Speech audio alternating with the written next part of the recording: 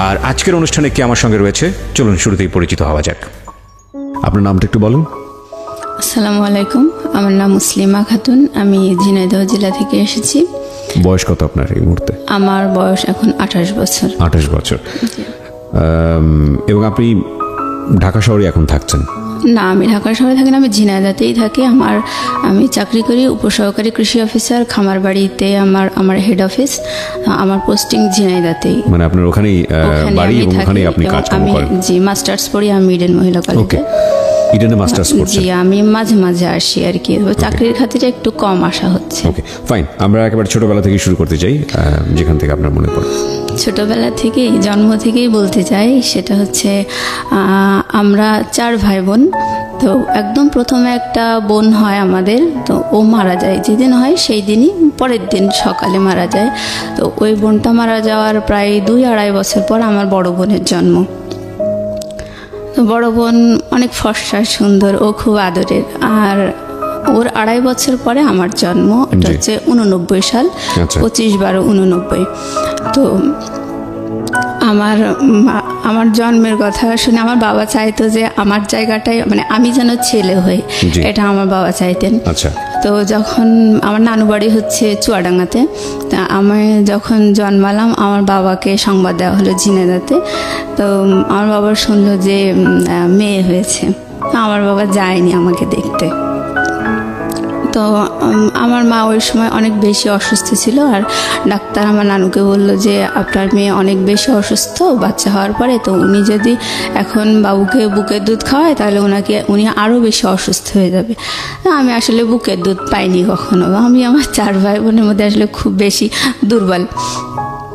তো ওইভাবে আমি 3-4 মাস নানু বাড়িতে থাকার পরে যখন বাসায় আসলাম, আমাকে আমার মা নিয়ে আসলো। আমি কখনোই বুকের দুধ পাইনি, আমাকে গরুর দুধ খাওয়ানো হতো। তো বাসায় আসার পরে আমার বাবা, আমি হয়েছি কালো, মানে খুব চিকন, খুব রোগা রোগা।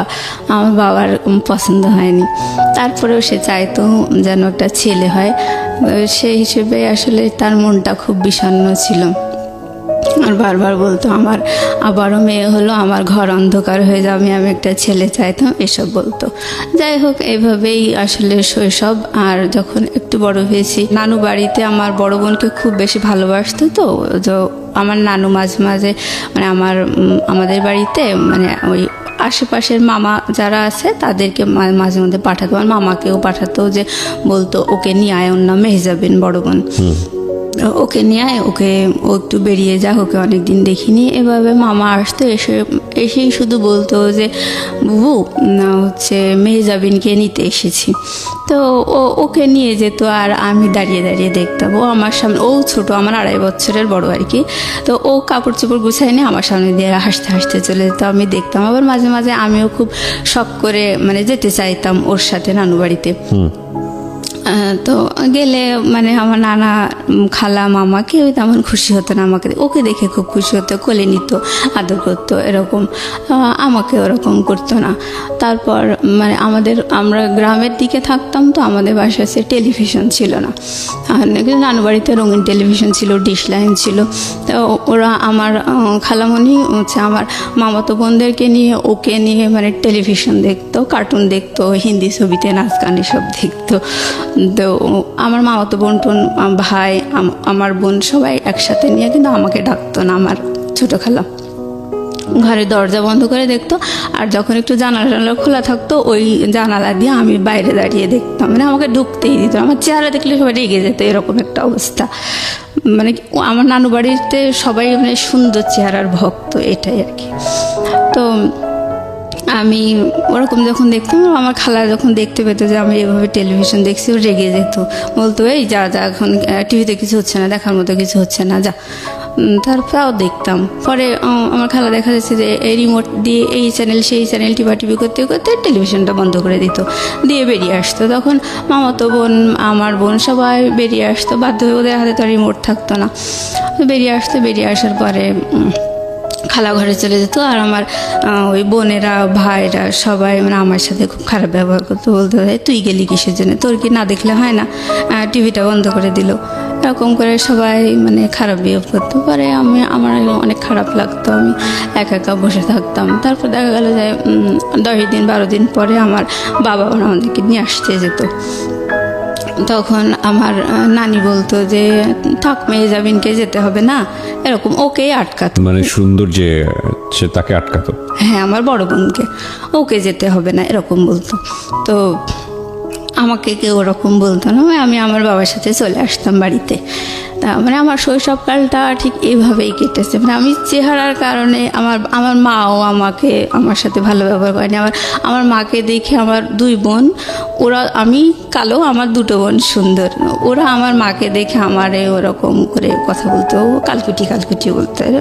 এগুলো বলতে আসলে খারাপ লাগে। যাই হোক, আমার মার কাছে আমার মা ওইভাবে বলতে দেখে আমি কখনো আমার মাকে নালিশ করিনি যে আমাকে এভাবে কেন বলছে।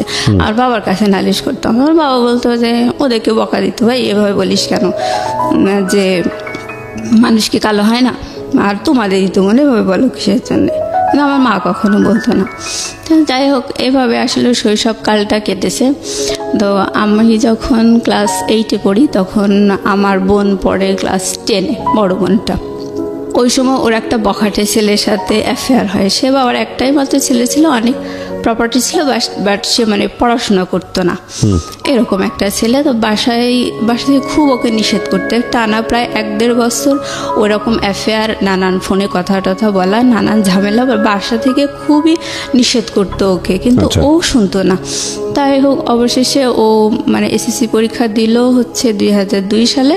তখন ও 2টা সাবজেক্টে ফেল করলো, আমার বড় বোনটা। জি, আপনার বড় বোন যখন এসএসসি দিচ্ছে তখন আপনার বয়স কত? আপনি কোন ক্লাসে পড়ছেন? তখন আমি পড়ি ক্লাস 8-এ। ক্লাস 8-এ, ওকে। মানে ও যখন এসএসসি দেয় তখন হচ্ছে আমি ক্লাস 8-এ, 9-এ কেবল উঠেছি আর কি। ওটা হচ্ছে 2002 সাল।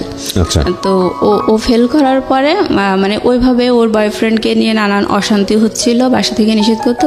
পরে আমার মা বয়ফ্রেন্ডকে নিয়ে মানে বড় অপার বয়ফ্রেন্ড আর কি, বড় বোনের অ্যাফেয়ার ছিল একটা বখাটে ছেলের সাথে। তো ওকে নিয়ে অশান্তি হচ্ছিল? ও আচ্ছা, মানে বাড়ি থেকে অশান্তি হচ্ছিল? বাড়ি থেকে খুব নিষেধ করতো, মানে ফেল করার পরে আরো বেশি অশান্তি হচ্ছিল। হ্যাঁ হ্যাঁ। তো ও বাসা থেকে যে ওড়নাটা পরে গেছে, বোরকার উপরে নেকাপ টেকাপ পরে ওড়না পরে গেছে একটা।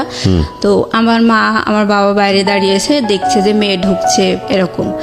তো ও ক্লাসে ঢুকে পরীক্ষা টরীক্ষা কতটুকু দিয়েছে ও জানি না। যাই হোক, ও মানে আধা ঘন্টা কি 1 ঘন্টা পরে ওয়াশরুমে যে ওপরের ওড়নাটা চেঞ্জ করে ওই সামনের দরজা মানে বারান্দা দিয়ে চলে এসছে বাবা মাকে দেখতে। ও দেখছে যে বাবা মা ওকে দেখতে পাচ্ছে, কিন্তু বাবা মা ওড়না চেঞ্জ করছে দেখো, বাবা মা তোকে চিনতে পারেনি।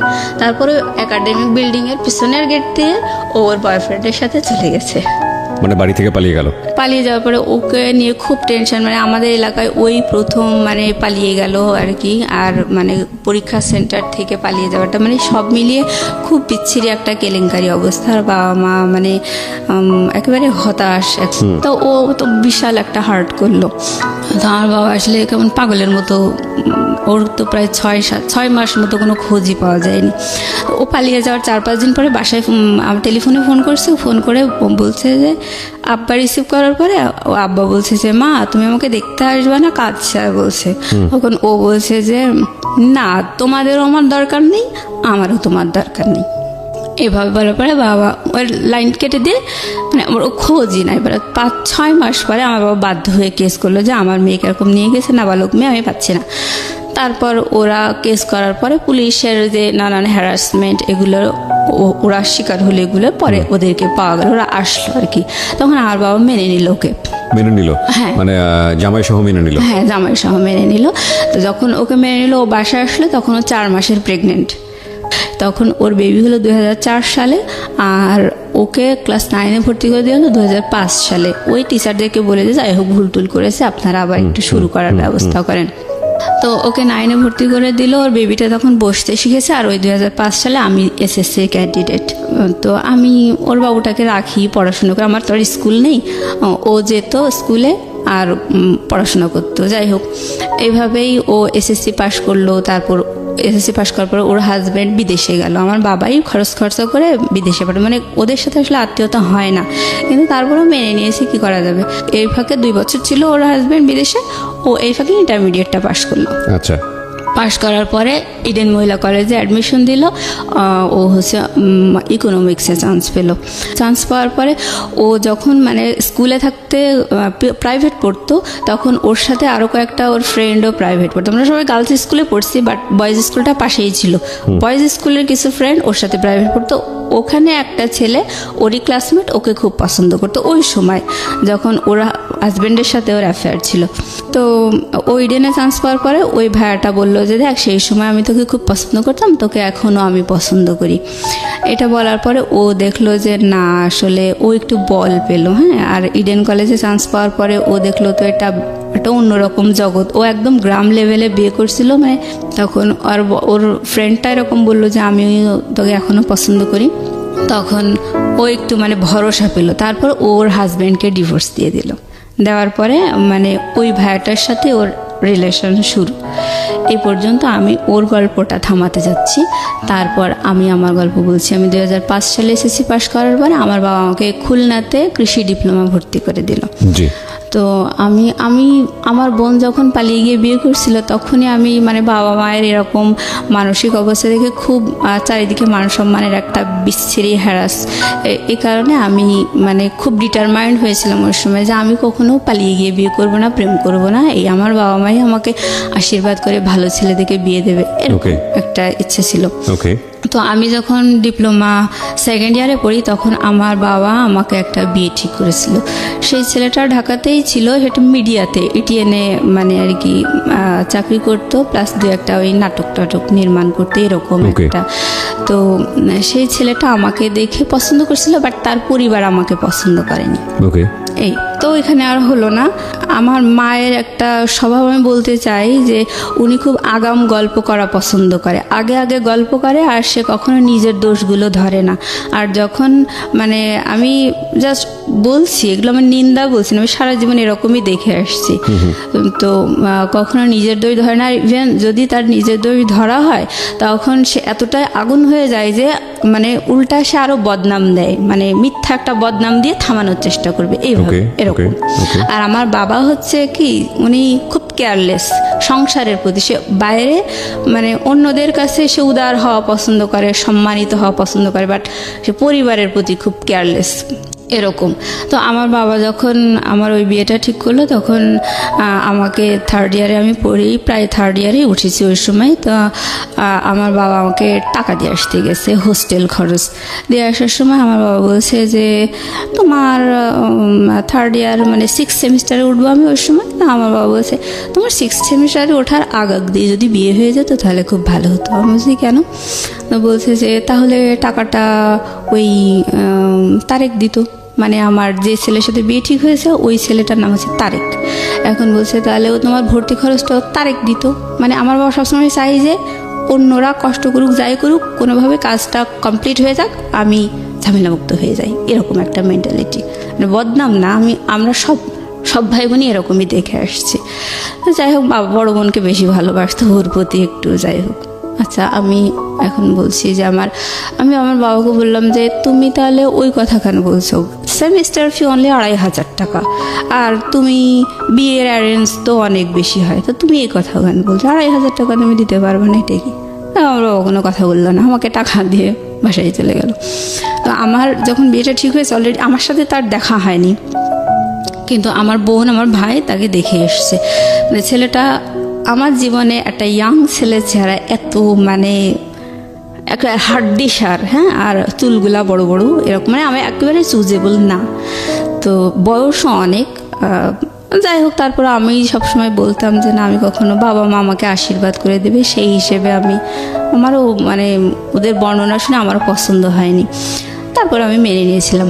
তো যাই হোক, আমার মা মানে আমার সাথে দেখা সাক্ষাৎ, আমার ওই পাত্রটার সাথে দেখা সাক্ষাৎ হওয়ার আগেই আমার মা আমাদের পাড়া প্রতিবেশী, আত্মীয় স্বজন সবার কাছে বলে বেরিয়েছে মেয়েকে মিডিয়ার একটা ডিরেক্টরের সাথে বিয়ে দিচ্ছি। এইভাবে বিশাল গল্প করে, মানে আমি কলেজেই আসি, আমি কিছুই জানি না।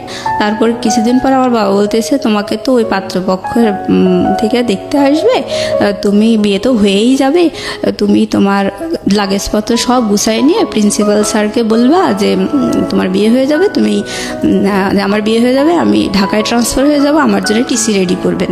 এটা তোমার প্রিন্সিপালকে বলে তুমি জিনিসপত্র গুছাই নিয়ে চলে আসবা। তো এর মাঝে আমার ওই ছেলেটা আমাকে দেখতে এসেছে। দেখতে আসার পরে আমাকে দেখে বেশ পছন্দ হয়েছে তার। তো আমার বান্ধবীদেরকে আমারও পছন্দ, মানে সে আমাকে পছন্দ করছে, বাট তাকে দেখে আমার মোটেও পছন্দ হয়নি, আমার বান্ধবীদেরও পছন্দ হয়নি। এই তোরে কি ঠিক করছে, বাদ দে, এরকম বললো। তারপর আমি বলছি, না রে বাবা মা ঠিক করেছে, তা থাক, সব তার চেহারার মধ্যে নেই, ভালো মন মানসিকতা থাকতেই পারে। আমি আর কিছু বললাম না। তারপর প্রিন্সিপাল স্যারকে ওইভাবে বলে আমি বাসায় চলে আসছি। তো বাসায় যখন আসার পরে আশেপাশে লোকজন বসে, আর কয়দিনই বা 2 দিন বাদে তো শ্বশুর বাড়িতে চলে যাবে, এরকম করে বলতেছে। এবং আমি খুব হতবাক, না আমার সাথে এখন তো কিছুই হয়নি, তাই এত লোকে জানে বিষয়টা, খুব অবাক লেগেছে। তারপর আমি চলে আসলাম। বাসায় আসার পরে ওই পাত্রপক্ষের বাবা মা ওরা দেখতে আসলো। আসার পরে কিছু বললো না, বাড়িতে যে বললো যে মেয়ে দেখে পছন্দ হয়নি, এরকম। যাই হোক, ওই পার্টটা চুকে গেল। বিয়ে যেহেতু হলো না, আমি আবার পরে প্রিন্সিপাল স্যারকে ফোন দিয়ে বললাম যে স্যার এরকম আমি কলেজে আসতে চাচ্ছি। তো তখন প্রিন্সিপাল স্যার আসলে ওই মুহূর্তে একটু অন্য টেনশনে ছিল, হয়তো একটু মনটা খারাপ ছিল। তখন আমার বলছি, দেখো বাবু, তুমি আমাকে বলেছিলে টিসি রেডি করতে, আমি তো ওইটা নিয়েই আসি, তোমার জন্য আমি টিসি রেডি করছি, যাই হোক তুমি আমার ফোন দিও না। মানে ওই সময় উনি অন্য কারণে টেনশনে ছিল, আমার সাথে ভালো বিহেভ করেনি। এবার আমি আমার বাবাকে বলছি, মাকে বলছি, স্যার তো এই কথা বললো, এখন কি করা যায়? তখন আমার মা আমার বাবা দুজন মিলে আমাকে ওই লাগেজপত্র সব নিয়ে আবার আমাকে কলেজে রেখে আসলাম। প্রিন্সিপাল স্যারকে সব ঘটনা খুলে বলল, মানে মিথ্যা বললো যে ওরা প্রাইভেট কার দাবি করেছে দেখে মেয়েকে দিয়ে দিই। আমার চেহারা দেখে পছন্দ হয়নি, এটা বলে নাই আর কি। মানে আপনার চেহারা দেখে পছন্দ করেনি? না না, যে ছেলেকে আপনি পছন্দ করলেন না সেই ছেলে আপনার চেহারা দেখে পছন্দ করলো না? হ্যাঁ। ওকে, মানে ছেলেটা আমাকে পছন্দ করেছে, ছেলেটার পরিবার আমাকে পছন্দ করেছে, ছেলেটার পরিবার আপনাকে পছন্দ করেনি। আচ্ছা, তো ওই পার্ট চুকে গেল আমার। তো আমি ফাইনাল ইয়ারে যখন, তখন আমার বাবা আরও একটা বিয়ে ঠিক করলো। তো ওই ছেলেটা ছিল এসএসসি পাস করে মানে প্রাইভেট পলিটেকনিক থেকে ডিপ্লোমা একটা সেমিস্টার পড়ে বাদ দিয়ে দিয়েছে পড়াশোনা, এরকম একটা ছেলের সাথে। তবে সেই ছেলেটা খুবই সুদর্শন, মানে গল্প শোনা আর কি, আমি দেখিনি। তো ওরকম একটা ছেলের সাথে আমার বাবা আমাকে বিয়ে দেওয়ার জন্যে নানু বাড়িতে মতামত দিয়ে আমাকে নানু বাড়িতে নিয়ে গেল দেখানোর জন্য। পরে ওই ছেলের পরিবারও আমাকে দেখে পছন্দ করেনি। তো যাই হোক, ওইটাই শেষ। তারপর আমি ডিপ্লোমা শেষ করে আমি বাসায় চলে এসেছি, চাকরির জন্য পড়াশোনা করতেছি এরকম। এই যে আপনাকে দেখে দেখে পছন্দ করতো না, আপনার ভিতরে ফিলিংটা কি হতো? মানে খারাপ লাগতো না? মানে কনফিডেন্স কমে যেত না? খারাপ লাগতো বলতে কি, মানে আমি সব সময় চাইতাম আমার বাবা আমাকে অবশ্যই একটা ভালো শিক্ষিত একটা চাকরিজীবী ছেলে দেখে বিয়ে দেবে। মানে আমার বড় বোন যেমন একটা বখাটে ছেলের সাথে বিয়ে করেছে, ওরকম মানে বাবা মায়ের রুচিতে সাধারণত এরকমই হয়, ভালো ছেলে দেখেই তো বাবা মা বিয়ে দেয়। তো আমি যখন ডিপ্লোমা পড়তাম তখন কিন্তু আমি আমার ক্লাসমেট প্লাস আমার মানে আমার সিনিয়র যারা বড় ভাইটাই ছিল, মানে ওরকম সব মিলে আমি যদি প্রেম করতাম, আমার চেহারা দেখে আমি 30টারও বেশি প্রেম করতে পারতাম। মানে এরকম এতগুলো আমি প্রপোজাল পেয়েছি। বাট আমার সবসময় মানে ভালো লাগা ছিল সেটা হচ্ছে যে আমি কখনো আমার সম কোয়ালিটির ছেলে বিয়ে করব না, এটা একটা কথা। আর একটা হচ্ছে আমার বাবা মা দেবে এবং আমাকে ভালো শিক্ষিত এবং চাকরিজীবী ছেলে দেখে বিয়ে দেবে, যাতে সমাজে আর 10 জন বলে যে না জামাইটা ভালো হয়েছে, ওই আগের মতো ওরকম 3rd গ্রেডেড হয়নি, এরকম একটা আমার শখ ছিল। তো যাই হোক, আমার বাবা মা কিন্তু খুব লো কোয়ালিটির ছেলে দেখেই কিন্তু 2বার আমার বিয়ে ঠিক করেছে। একটা এসএসসি পাস আর একটা হচ্ছে ওই যে প্রডিউসার ছিল, উনি কিন্তু ওনার অনেক এজ ছিল, ওনার যে কোয়ালিফিকেশন কি কখন কত সালে এসএসসি পাস এগুলো সে কিছুই বলতো না, মানে বয়সটা ধরা পড়ে যাবে দেখে। তো যাই হোক, ওনারটা জানা যায়নি, এই পার্টগুলো চুকে গেল। তো আমি ডিপ্লোমা শেষ করে বাসায় এসে, মানে ওই সময় যখন পড়তাম আর কি ডিপ্লোমা, তখন ফাইনাল ইয়ারের দিকে এসে আমার বেশ কয়েকটা বান্ধবীর বিয়ে হয়। তো ওরা অ্যারেঞ্জ ম্যারেজ, সব বাবা মাই দিয়েছে ওদের। তো ওদের হাজব্যান্ডরা মানে শিক্ষিত ছিল, সবাই honours master masters pass, even তারা ভালো প্রাইভেট ফার্মে জব করতো এরকম। জি। তা আমার দেখে ভালোই লাগতো। তা আমি তখন ভাবতাম যে আমার বাবা মায়ের উপর আমি এতটা ডিপেন্ড করি, আর আমার জন্য কোন কোয়ালিটির ছেলে ঠিক করেছে। যদিও তারা আমাকে দেখে পছন্দ করেনি, তা আমাকে দেখে পছন্দ করেনি দেখেই মানে আমি রেহাই পেয়েছি। হ্যাঁ, মানে আমার বাবা মা কখনো আমাকে জিজ্ঞাসা করেনি যে তোমার কেমন ছেলে পছন্দ বা এই দুটো ঠিক করেছি, এগুলো তোমার ভালো লেগেছে না, এগুলো আমাকে কখনো জিজ্ঞেস করেনি। ওকে। তো আমার এরকম একটা খুব মনক্ষুণ্ণ ছিলাম আমি যে কেমন একটা ছেলে দেখলাম। আমার বান্ধবীদেরও তো বিয়ে হলো, তো এরকম নিয়ে আমার খুব মনটা খারাপ ছিল। ওইভাবে আমি বাসায় পড়াশোনা করি। আর আমার স্বভাবটা হচ্ছে আমি কখনো বেশি কথা বলি না, চুপচাপ থাকতে আমার ভালো লাগে। আচ্ছা। আর আমার ছোট বোনটা কিন্তু অনেক চালাক। ওকে একটা অন্যায় কথা বললে ও দেন অ্যান্ড দেন মানে ওটা সঙ্গে সঙ্গে রিপ্লাই দিয়ে দেয়, একদম মানে রিয়েল অ্যান্সার যা হওয়া উচিত সেটা দিয়ে দেয়। আর আমার বড় বোন কিন্তু একটু বেশিই চালাক। ওকে যদি একটা অন্যায় কথা বলা হয়, ও ওই অন্যায় কথাটা যে ওটা যে আসলে অন্যায় কথা এটা পেটের থেকে বের করার জন্য ও আর একটা পাল্টা অন্যায় কথা বলে দেবে। ওকে। দেওয়ার পরে ও সত্যিটা যাচাই হয়ে যাবে, ওই রকম। আর আমি হচ্ছে অন্যায় কথা শুনে চুপ করে বোকার মতো হা করে থাকি, মানে কোনো প্রতিবাদ করতে পারি না। মানে কী যে অ্যান্সার হবে সেটাই আমার মাথায় ঢোকে না। পরে দেখা যায় যে ওটা নিয়ে আমি 3 দিন 4 দিন ধরে চিন্তা ভাবনা করছি, কেন এটা বললো, এটার অ্যান্সার কী হতে পারে। পরে দেখা যায় যে আর উত্তর দেওয়ার সময় থাকে না। এরকম স্বভাবের হচ্ছে আমি। তো যাই হোক, আমি বাসায় মাঝে মাঝে বান্ধবীদের কথা মনে পড়ে। তো আমার বাবা মায়ের এইরকম পাত্র ঠিক করা দেখে খুব খারাপ লাগে। তো আমি বাসায় এসে চাকরি বাকরির জন্য পড়াশোনা করছি। আমার বোন কিন্তু ইডেনে চান্স পেয়েছে 2010 সালে। আমিও ডিপ্লোমা শেষ করে আমার রেজাল্ট বেরিয়েছে 2010 সালে। এটা আমার রেজাল্টে মানে 1 সপ্তাহের তফাৎ আর কি। তো ও ইডেনে চান্স পেয়েছে, ও খুব আনন্দে আছে। আমিও চাকরি মানে আমার ডিপ্লোমাতে আমি ফার্স্ট ক্লাস পেয়েছি, আমিও খুব আনন্দে আছি। কারণ বাবা মায়ের সিদ্ধান্ত হচ্ছে যে আমার মেয়েকে যেহেতু দেখে 2 পাত্র পছন্দ করেনি, আমি চাকরি বাকরির ব্যবস্থা করব, চাকরি দেব, তারপরে মেয়েকে বিয়ে দেবো। তখন মানে এটা আমার বাবা মায়ের সিদ্ধান্ত। এটা কি আপনাকে চাকরি দিবেন নাকি জামাইকে? না, আমাকে। ওকে। জামাই তো নাই তখন, তো কোনো জামাই মানে এরকম হয় না ছেলে বেকার তাকে বিয়ে দিয়ে দিল এবং চাকরি দিয়ে দিল? না, ওরকম না। আমাকে এস্টাবলিশড করবে এরকম, মানে আমাকে দেখে তো পছন্দ করে না এই জন্য আমাকে এস্টাবলিশ করতে চাইতো। তো আমি সে আশা নিয়ে পড়াশোনা করছি। তো ওই সময় আমাদের বাসার পাশে একটা ভাইয়া ভাড়া থাকতো, উনি এনজিওতে চাকরি করতো, আর হচ্ছে একটা ন্যাশনাল ইউনিভার্সিটিতে পড়তো। অনার্স কমপ্লিট করে মাস্টার্স সে পড়তো প্লাস চাকরি করতো। আর আশেপাশে মানে সে টিউশনিও করতো। সে আমাদের এলাকার ছেলে না, বাইরের। তো যাই হোক, ওই ভাইয়াটার সাথে আমাদের খুব ভালো, আমাদের পারিবারিক মানে প্রাইভেট পড়াতে তো খুব ট্যালেন্ট ছেলে ছিল। আবার আমার মাই বলেছিল যে আমার মেয়ে এরকম চাকরির পরীক্ষা দেবে, ওর জন্য একটু পড়াশোনার ব্যবস্থা। উনিও আবার বিভিন্ন চাকরির পরীক্ষা টরীক্ষা দিত। তো বিভিন্ন ছেলেদেরকে ওরকম প্রাইভেট পড়াতেন। তা আমার মাও শুনলো, শোনার পরে ওনাকে বললো যে বাবা আমার মেয়ে তো এরকম ডিপ্লোমা কমপ্লিট করে বাসায় এসছে, ও তো চাকরির পরীক্ষা দেবে, তুমি যদি বাবা একটু পড়াই দিতে তাহলে ভালো হতো। চাকরির পরীক্ষায় কী আসবে কি না আসবে ও তো কিছু জানে না। বলে আচ্ছা ঠিক আছে আন্টি। তারপর ও আমাদের বাসায় আসতো, ভাইয়াটা, ওনার নাম হচ্ছে টুটুল। তো বাসায় এসে আমাকে পড়ানোর পরে মানে আমি উনি বেশ মাস 2 পড়ানোর পরে আমি প্রথম ধান গবেষণা ইনস্টিটিউটে চাকরির পরীক্ষা দিই। দেওয়ার পরে আমি চাকরি পরীক্ষায় প্রথম পরীক্ষাতেই আমি টিকছি। আর আমি প্রথম চাকরি পরীক্ষা দিই ওর পড়ানোর মাধ্যমে আর কি। ওর পড়ানোর মানে আপনার বয়ফ্রেন্ড? হ্যাঁ, আমার বয়ফ্রেন্ড। কি যেন নাম ছিল? টুটুল, ওনার নাম। টুটুল। তো ও আমাকে পড়াতো। আমি যখনই চাকরি পরীক্ষায় টিকেছি, মেরিট লিস্টে যখন আমার নামটা এসেছে, আমি সাথে সাথে ফোন করে দিছি যে বাবা আমি টিকেছি। তখন আমার আব্বা এত খুশি, আমার বয়ফ্রেন্ডকেও বলে দিয়েছে যে বাবা ও না টিকেছে। কিন্তু ও যে আমার বয়ফ্রেন্ড এটা আমার বাসা থেকে কেউ জানতো না। রাইট। কত সালে টিকলেন আপনি? 2010 সালে। 2010 সালে। তো আমার বাবা ওকে মানে একদম বাড়ির ছেলের মতো ভালোবাসতে লাগলো আর কি। কোনো সমস্যা হলে বা ছেলে মেয়েকে কি পড়াবে বা এরকম সব ধরনের মানে পারিবারিক সিদ্ধান্তে ওকে বড় ছেলের মতো করেই ভালোবাসতো, ওর কাছ থেকে সিদ্ধান্ত নিত, আলাপ করতে এরকম।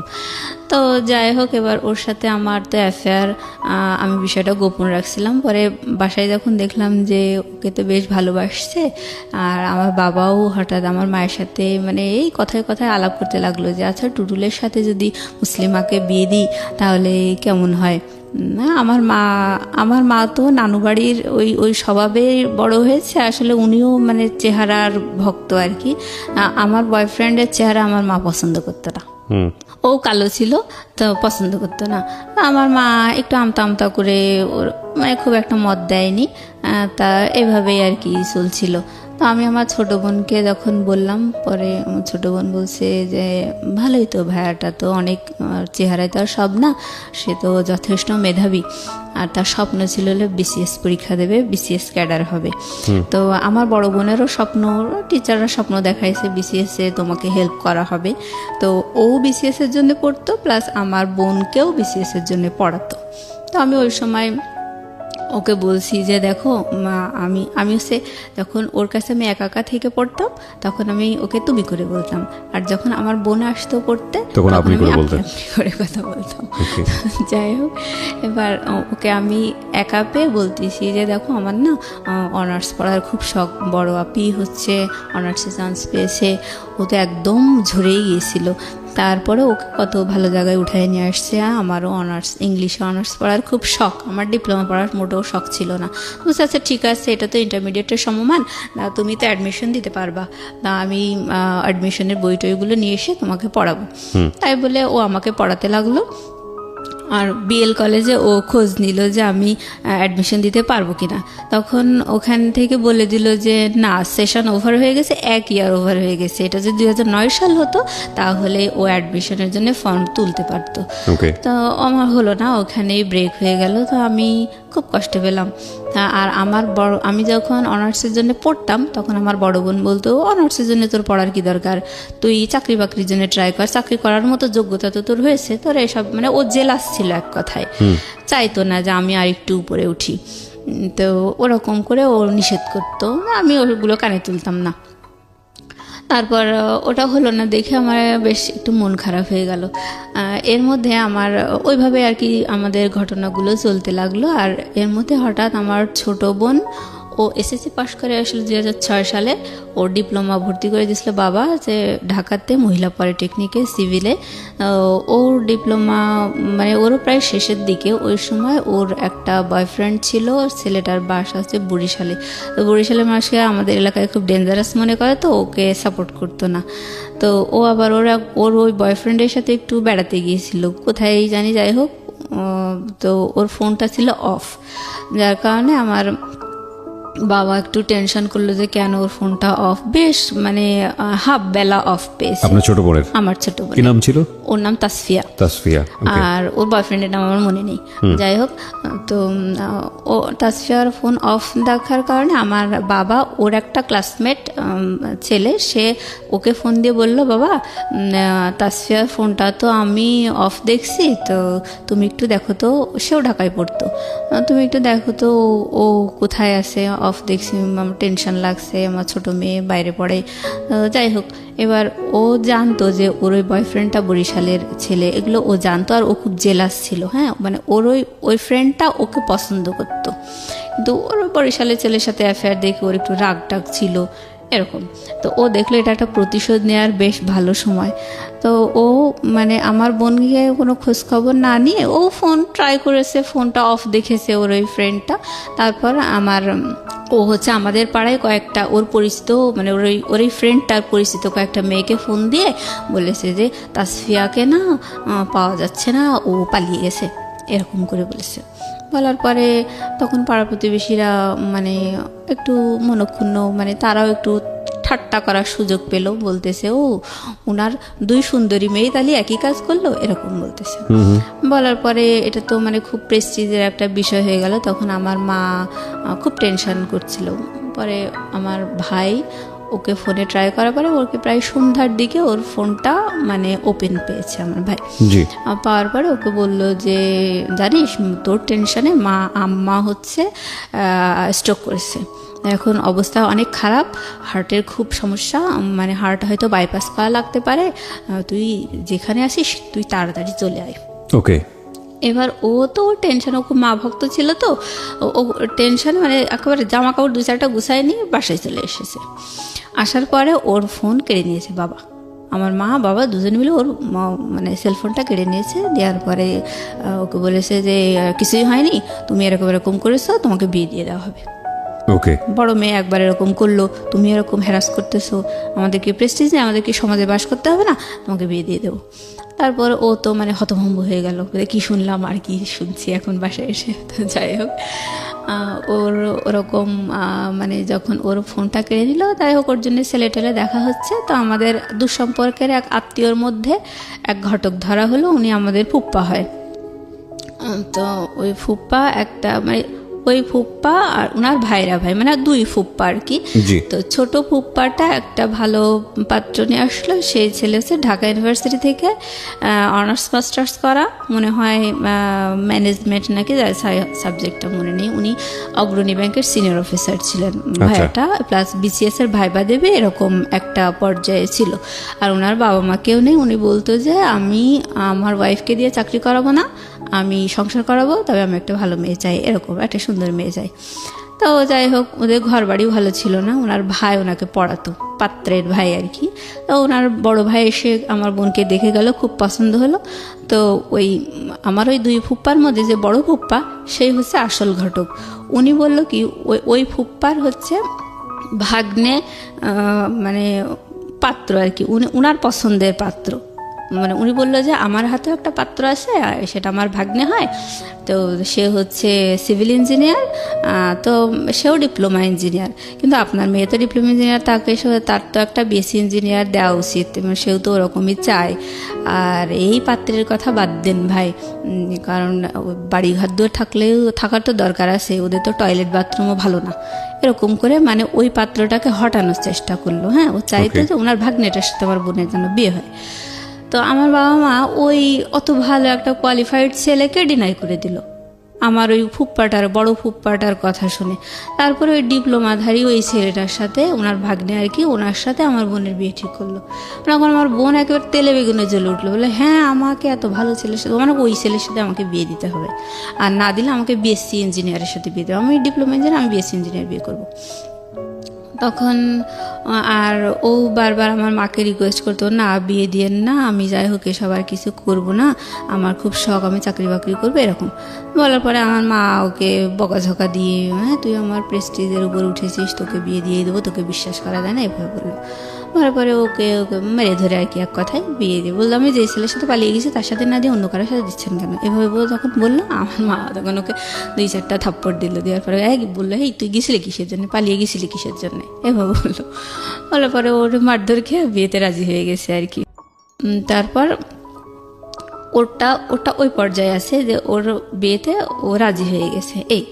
এইবার আমার বড় বোন, ওরটা তো বললাম যে ও বাবা মায়ের মান সম্মান হানি করছে, তারপরেও ওকে এভাবে নিয়ে আসা হয়েছে, ওকে এস্টাবলিশ করার চেষ্টা করা হয়েছে। আমার ওই বড় বোন আমার বাবা মাকে বুদ্ধি দিল যে দেখো, মুসলিমার চেহারা তো এর আগে 2 পাত্র দেখে কেউ পছন্দ করেনি, তা এখন যদি তাসফিয়ার বিয়ে দিয়ে দাও, তাহলে ওকে বিয়ে দেওয়া কিন্তু অনেক টাফ হয়ে যাবে, কারণ ওরে দেখে তো কেউ পছন্দ করে না। তখন সবাই ভাববে যে এর কোনো সমস্যা আছে, ছোট বোন সুন্দরী, ছোট বোনটা বিয়ে হয়ে গেছে, এর মধ্যে কোনো ঝামেলা আছে, আমি বিয়ে দিতে পারবা না। ওকে, এটা আমার বাবা মাকে বুদ্ধি দিয়ে ওয়াশ করলো, মাথা ওয়াশ করলো। তো আমার ঘটক যখন আমার ছোট বোনের বিয়ের ব্যাপারে কথাবার্তা হচ্ছিল, তখনও আমার বাবা কিন্তু বলেছে যে আমার মেজো মেয়েটা হচ্ছে ওকে চাকরি করাবো, ওর জন্য একটু জমিও রেখে দিয়েছি, ওই সরকারি চাকরি পরীক্ষাও একবার টিকেছে, আমরা জানি ও টিকবে, আমাদের আশা আছে, বিশ্বাস আছে। তো ওর ওই জমিটা বিক্রি করে ওর চাকরির ঘুষি দিয়ে ওরে চাকরি দিয়ে তারপর বিয়ে দেবো, এই মেয়েটাকে আমরা বিয়ে দেবো না। আর ঘটকও আমার চেহারা দেখে বললো যে হ্যাঁ এই মেয়েটা চাকরি দিয়ে বিয়ে দেওয়াই ভালো, এভাবে বললো। তা যাই হোক, এবার আমার বড় বোন, আমার ঘটক বলল যে আমার হাতে কিন্তু আরও একটা পাত্র আছে, কিন্তু এই মেয়েটা চাকরি দিয়ে বিয়ে দেওয়াই ভালো, তবে পাত্রর পক্ষটা ওরা কিছু নেবে না, আর ওর বাবা হলো হাজি, খুব ভালো মানুষ, আর ছেলেটা দেশের বাইরে থাকে, প্রায় 10-12 লাখ টাকার গহনা এনেছে, তারা খুবই বউয়ের ভক্ত, তাদের বাড়ির বউরা খুব সুখী। এটা আপনার কথা বলছে? আমার কথা বলছে, মানে ঘটক এভাবে একটা পাত্রের ব্যাপারে আমার বাবা মায়ের কাছে বলছে। আজকের এই গল্পটা, প্রিয় শ্রোতা, একটা বিষয় আপনাদেরকে একটু ইন্টারাপ্ট করছি। আজকের এই গল্পটা একটা মেয়ে পাত্রস্থ হতে গিয়ে কি পরিমাণ পারিবারিক চাপের মধ্যে থাকতে হয় মেয়েটাকে নিজে এবং পরিবারকে আমাদের দেশে, সেটার একটা গল্প আপনারা বলতে পারেন, এবং সেটার পরিণতিও বা কি দাঁড়ায় সেটাও দেখার একটু বাকি আছে। আমি ইন্টারাপ্ট করছি না, আর হ্যাঁ বলুন তারপর। হ্যাঁ, তারপর হচ্ছে আমার বোন ওইভাবে বোঝানোর পরে আমার বোন, আমার মা বাবা মানে রাজি হয়ে গেল যে হ্যাঁ আসলেই তো তাই। তবে আমি সবচেয়ে বেশি অবাক হয়েছি যে আমার বড় বোন কি না করলো, আর আমি তো ওরকম কিছুই না, তাহলে আমাকে এভাবে বিয়ে দেবে, মানে আমার মাথায় কিছুই আসছিল না। আমার ছোটো বোনকে যখন দেখে গেছে তখনও কিন্তু আমার বিয়ে নিয়ে কোনো কথা হয়নি। আমি তখনও মানে খুশি ছিলাম যে আমার তো চাকরি দিয়েই বিয়ে দেবে, এরকম একটা। তো আমি অনেক খুশি ছিলাম। তো আমার বড় বোন যখন ওরকম করে বললো, বলার পর আমার বাবা মা রাজি হয়ে গেল। তো আমি বলছি না, তোমরা তো আমাকে চাকরি করাবা তারপরে বিয়ে দেবা, এখন এসব কী ধরনের কথাবার্তা। তা আমি বলছি এমনি তো আমার দেখে কেউ পছন্দ করে না, এসব বাদ দাও। তখন আমার মা বলছে পছন্দ করে না দেখেও কি কেউ পছন্দ করবে না, কখনোই পছন্দ করবে, এটা কোনো কথা হলো? আর থাক বাবা, আমি তোমারে দোয়া করে দেবো, এরকম করে আমার মাথায় হাত দিয়ে বলতেছে আমার মা। তো আমি বলছি না দরকার নেই, ও দোয়া করার দরকার নেই। আমার মানে খুব রাগ হয়ে গেছে। আর আমার হচ্ছে বয়ফ্রেন্ড ছিল, তো ও মানে ওর প্রতি আমি একটু ইন্টারেস্টেড ছিলাম, এই আর কি। মানে ওইটার কারণে আমি চাইতাম যেন বিয়েটা না হয়। আর এই আমার জন্য যে ছেলেটা ঠিক করেছিল সেই ছেলে ইন্টারমিডিয়েট পাস, আর দেশের বাইরে থাকতো, থাইল্যান্ডে। তো ওইখানে সেই ওই শ্রমিক ভিসায় যাওয়া আর কি, হাতুড়ি পিটানো, এই কোয়ালিটির একটা ছেলে, টাকা পয়সা আছে এই। তা আমার তো সবসময় আমার চাওয়াই ছিল শিক্ষিত চাকরিজীবী একটা ছেলে এরকম, আর আমিও চাকরি করব, এ ধরনের একটা ভালো লাগা, মানে একটা আমার বাবা মায় তোমার সেই আশাটা দিয়েছে, সেই হিসেবে আমি মানে নিজেকে তৈরি করে রেখেছিলাম। তো আমার যখন বাবা মায়ের ওই কথাগুলো শুনে আমার অনেক কষ্ট লাগলো, আর আমি প্রতিবাদ করতে লাগলাম যে না, আমি কখনো এই বিয়ে করবো না। করার পর আমার বয়ফ্রেন্ডকে আমি বললাম দেখো আমার না এরকম করে বিয়ে ঠিক করেছে, আমারও বিয়ে ঠিক করেছে। তখন ও খুব অবাক হলো, বলছে তাই? তা ঠিক আছে, তাহলে তো তোমাদের বাসায় আর আসা যাবে না, যা হয় গোপনে তুমি আমারে বলো, হ্যাঁ আমি তোমারে সাজেশন দেবো। তাই বলে ও আর আমাদের বাসায় আসতো না।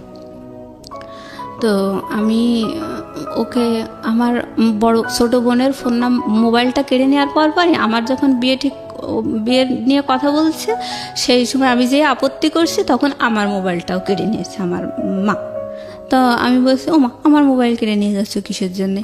তো আমার মা কোনো কথা বললো না। না বলার পরে আমার হচ্ছে ওই মানে ক্যামেরা ফোন ছিল আর কি, তো ওইখানে আমি বলছি ঠিক আছে তাহলে সিমগুলো খুলে নাও, আর ওখানে তো মেমোরি আছে, আমি না বসে গান টান শুনবো, আমার এই ফোনটা দাও। তো সিমগুলো খুলে নিয়ে আমাকে মেমোরি সহ ফোনটা দিল। আর আমি আমার বয়ফ্রেন্ডকে বলছিলাম জানো এইভাবে না সব নিয়ে নিয়েছে। তখন ও তাড়াতাড়ি করে ওর মানি ব্যাগের ভিতর থেকে একটা ওই টেলিটক সিম বের করে আমারে দিয়েছে, দিয়ে বলছে যে যা হয় গোপনে আমারে জানাবা। তা আমি ওইভাবে মানে বাসায় গিয়ে কী হচ্ছে আমি ওকে জানাচ্ছি। জানানোর পরে ও বলছে যে ওই পাত্র যে ছেলের সাথে তোমার বিয়ে ঠিক করেছে ওই বিদেশের ওই ছেলের নাম্বারটা আমাকে দাও। এবার আমি দিলাম, দেওয়ার পরে ও ওই ছেলেকে বারবার ফোন করতো। ফোন করার পরে এখানে তো আমি তো স্বীকার করতে পারছি না যে আমার বয়ফ্রেন্ড আছে, ছেলে পক্ষকে তো আমি বলতে পারছি না। তা আমি মানে খুব আমার আসলে একটা অস্বস্তিকর অবস্থার মধ্যে আমি আছি। মানে আমার বয়ফ্রেন্ডও আমাকে ভুল বুঝতেছে, বলছে ও অনেক টাকার গন্ধ শুনেছে, অনেক টাকার গল্প পেয়ে তুমিও দেখি আমার সাথে অভিনয় করা শুরু করছো, মানে ও আমাকে ভুল বুঝতেছে। হ্যাঁ বলছে দেখো আমি তোমাকে ভুল যদি বুঝি বা তোমার প্রতি যদি আমার ভালো লাগা না থাকে তাহলে তো তোমাকে আমি বলতাম না যে আমারও বিয়ে ঠিক হয়েছে, তুমি এরকম করতেছো কিসের জন্য? মানে ও আমার বয়ফ্রেন্ডও খুব একটা পরিষ্কার মনের ছেলে ছিল না, আস্তে আস্তে গল্পের মাঝে বোঝা যাবে। তো যাই হোক আমি ওকে যখন বললাম ও বলছে যে আমি যা যা তোমাকে ডিরেকশন দেবো তুমি ঠিক তাই তাই করবা। এবার ও বলতো যে এবার আমাকে আমার ওই মানে পাত্রপক্ষ দেখতে আসছে, ছেলের বাবা আমাকে দেখতে আসছে, দেখতে আসার পর আমাকে দেখে খুব পছন্দ হয়েছে। পছন্দ হওয়ার পরে এবার মানে ছেলেটা বলছে যে আমার বাবার যেহেতু পছন্দ হয়েছে সুতরাং আমি মেনে নেব, আমার বাবার পছন্দ আমার পছন্দ। এই বলার পরে মানে তখন আমার মা বাবা মানে আহামরি খুশি যে আমাকে দেখে এই প্রথম একটা পাত্র পছন্দ করলো। কিন্তু পাত্রটার কোয়ালিটিটা কি, আমার কথা হচ্ছে ওইটাই যে আমি সবসময় বলতাম যে আমার জন্য ভালো কোয়ালিটির ছেলে ঠিক করো, তারপরে সে যদি আমাকে দেখে পছন্দ না করে তখন না হয় আমি নিচের দিকে তাকাবো। কিন্তু এখন তোমরা তো শুরুতেই একেবারে রুট লেভেলের দিকে, তাই এসএসসি পাস ইন্টারমিডিয়েট পাস, ওই বিদেশে যে হাতুড়ি পিটানো এসব কি। তো আমার মা আসলে আমার চেহারা নিয়ে তখনও মানে খুব নেগলেক্ট করে কথা বলতে লাগলো, ভাই বোন সবাই, আমি বিয়েতে মোটেই রাজি না। তো আমাকে যখন আমার মানে পাত্রের বাবা দেখে পছন্দ করলো, আমি আমার বয়ফ্রেন্ডকে বললাম দেখো আমাকে দেখে না পছন্দ করেছে। এখন তো মানে আমার কি ভালো লাগে কি না লাগে এটা তো আমার বাড়ি থেকে কেউ শুনতে চাচ্ছে না, মানে ওরা মনে করছে এটা পরম সৌভাগ্য। আর মানে এতগুলো চেষ্টার পরে যদি এরকম একটা সম্বন্ধ হয়ে যায় শেষ পর্যন্ত, সেটা আসলে সৌভাগ্যই ফ্যামিলির জন্য। হ্যাঁ হ্যাঁ, কিন্তু মানে আমার ফ্যামিলি কখনোই কিন্তু আমার চাওয়া পাওয়াগুলো শোনেইনি, মানে মূল্যায়নই জি, করেনি, আমরা সেটা জানতেই বুঝতেই পারছি। চায়নি। ধারাবাহিকভাবে যাই একটু সামনের দিকে। তারপর তো এইটাও তো বয়ফ্রেন্ডকে বললেন, টুডুলকে বললেন। হ্যাঁ, টুটুলকে বলার পরে ও বলতেছে যে ঠিক আছে, যা যা হয় তুমি আমারে জানাও। এবার হচ্ছে আমি বলছি যে ঠিক আছে, আচ্ছা আমি তোমারে জানানোর চেষ্টা করব বলে আমি আমাদের বাসা থেকে মানে একটা বাড়ি থেকে দুধ নিয়ে আসতো। হ্যাঁ, তো আমি যাইতাম ওই দুধ নিয়ে আসার জন্য, মানে রেগুলার নিত আর কি। তো ওই ফাঁকে আমি একটা গোপন জায়গায় মানে একটু ঝোপঝাড় দেখে এরকম দেখে দাঁড়ায় ওই ওর যে সিমটা আমাকে দিয়ে গেছিলো ওই সিমটা ওপেন করে একটু কথা বলতাম যে বাড়িতে এই সমস্যা হচ্ছে, তুমি কিন্তু ভুলেও ওই ছেলেকে ফোন করবা না, মানে ওটা আমার উপরেই চাপ আসতেছে, তো তুমি যেন ভুলেও ফোন দিও না। কিন্তু ও বারবার ফোন দেয় আর বলে যে মেয়ের সাথে আপনার বিয়ে ঠিক হয়েছে, ওই মেয়ের কাছ থেকে সরে যান, এই সে এরকম বলে। বলার পরে ওই ছেলেটা আবার আমার মানে ঘটককে জানাই দেয়, ঘটক আবার আমাদেরকে বলে দেয় এরকম ডিস্টার্ব হচ্ছে, কে সেই ছেলেটা? তখন আমার বাবা মা বলে যে না আসলে এই 10টা শত্রুর মধ্যে বসবাস করি, এরকম হয়তো কেউ শত্রুতা করছে। এই তো ছেলেটা কে ছিল? ছেলেটা মানে মানে যে ইনফর্ম করতো আপনার সম্পর্কে? ওটা আমার বয়ফ্রেন্ড আর কি। মানে টুটুলি তো ছিল? হ্যাঁ, টুটুলি ছিল। এটা করে যাতে করে ভাঙা যায় আর কি বিয়েটা। কিন্তু ও ওরকম করে বলতো, বলার পরে আমি বারবার বলছি যে দেখো আমার কিন্তু এঙ্গেজমেন্ট করাতে চাচ্ছে ছেলেটা, দেশের বাইরে আছে, সে 6-7 মাস পরে দেশে আসবে, তারপর বিয়ে হবে, আমার তো এঙ্গেজমেন্ট করাতে চাচ্ছে, তুমি এত ব্যস্ত হচ্ছে কিসের জন্য? আচ্ছা, তা ওর মাথায় কাজ করে না। যাই হোক, ছেলের বাবা দেখে পছন্দ করে মানে আমার বিয়ের জন্য কথাবার্তা চলছে। তখন তো আমার ভেতরে মানে আগুন ধরে গেছে যে আমার তো তাহলে আমার পছন্দগুলো তো কেউ মূল্যায়ন করবেই না, জিজ্ঞেসই করে না। হ্যাঁ, তা তখন ছেলেপক্ষ বলেছিল যে মেয়ে কি চায়, মেয়ে চাকরি করতে চায়, মেয়ে পড়াশোনা করতে চায়, মেয়ের চাকরি পরীক্ষার জন্যে তারে মানে কোচিং টোচিং করাতে হবে, সব কিছু আমরা করাবো। ছেলে বলতেছে যে আমার বাবা যেহেতু পছন্দ করছে সুতরাং সব আমি করবো, কোনো অসুবিধা নেই, এমনকি এই বিদেশে নিয়ে এসেও আমি তাকে পড়াতে রাজি আছি, এরকম করে বলল। আর ওই ঘটকটা হচ্ছে অনেক মিথ্যুক, মানে এই পাত্রপক্ষ নিয়ে বিশাল বিশাল গল্প দিল। আমার বাবা মা কোনো কিছু যাচাই করলো না, সব ওই ঘটকের কথা বিশ্বাস করেই আমার বিয়ের জন্য ফাইনাল কথা দিয়ে দিল যে হ্যাঁ আপনারা আসেন এঙ্গেজমেন্টের জন্য। ছেলেকে দেখেনি? না, দেখেনি। ছেলেকে না দেখেই তো আমি মানে বুঝুন যে কি বলবো, মানে যদি ওর কথা সত্যি হয়ে থাকে তাহলে ও পরিবারকে আসলে বোঝাচ্ছিল। একটা কথা আছে বাঙালি সংস্কৃতিতে, কন্যা দায়গ্রস্ত পিতা, এটা একটা মারাত্মক শব্দ। আমরা এখন অনেক আধুনিক সমাজে বসবাস করি এবং এই আধুনিক সমাজে এই ধরনের শব্দ, এই ধরনের কথা অত্যন্ত বেমানান। কিন্তু ভুলে গেলে চলবে না আমাদের এই শহরকেন্দ্রিক জীবন কিংবা ঢাকা শহরকেন্দ্রিক জীবন, এটা এই যে সেই জীবন বা সেই জীবনের মধ্যে কতজন মানুষের পার্টিসিপেশন, সেটার সংখ্যা আসলে খুব কম। আপনি প্রান্তিক পর্যায়ে গেলে ও যে গল্পগুলো এখানে করছে সেটার অনেক মিলিয়ে আপনি খুঁজে পাবেন। জি, তো যাই হোক, আমি চাইতাম যে ছেলেটাকে দেখতে, আর আমার নিজের গায়ের রং কালো দেখে আমার খুব শখ হতো আমার হাজব্যান্ডের যেন ফর্সা হয়, সুন্দর হয়, এরকম একটা শখ আমার ছিল। আমি বলছি যে আমার মাকে যে আচ্ছা আপনারা, আমাকে তো ছেলেপক্ষ দেখে গেল, পছন্দ করলো, তা আপনারা ছেলে দেখবেন না আর আমি ছেলে না দেখে আমাকে বিয়ে দিয়ে দেবেন? তখন আমার মা মানে যেটা বললো আমি কখনো বলতে পারবো না কথাটা। আমাকে আমার মা বলছে যে তোমার চেহারা দেখলে তো আর এ বিয়ে হবে না। মানে এটা আমার সারা জীবনের একটা বিশাল আঘাতের কথা। আপনার মা বলেছে যে তোমার চেহারা দেখলে তো আর বিয়ে হবে না? হ্যাঁ, এটা বলেছে।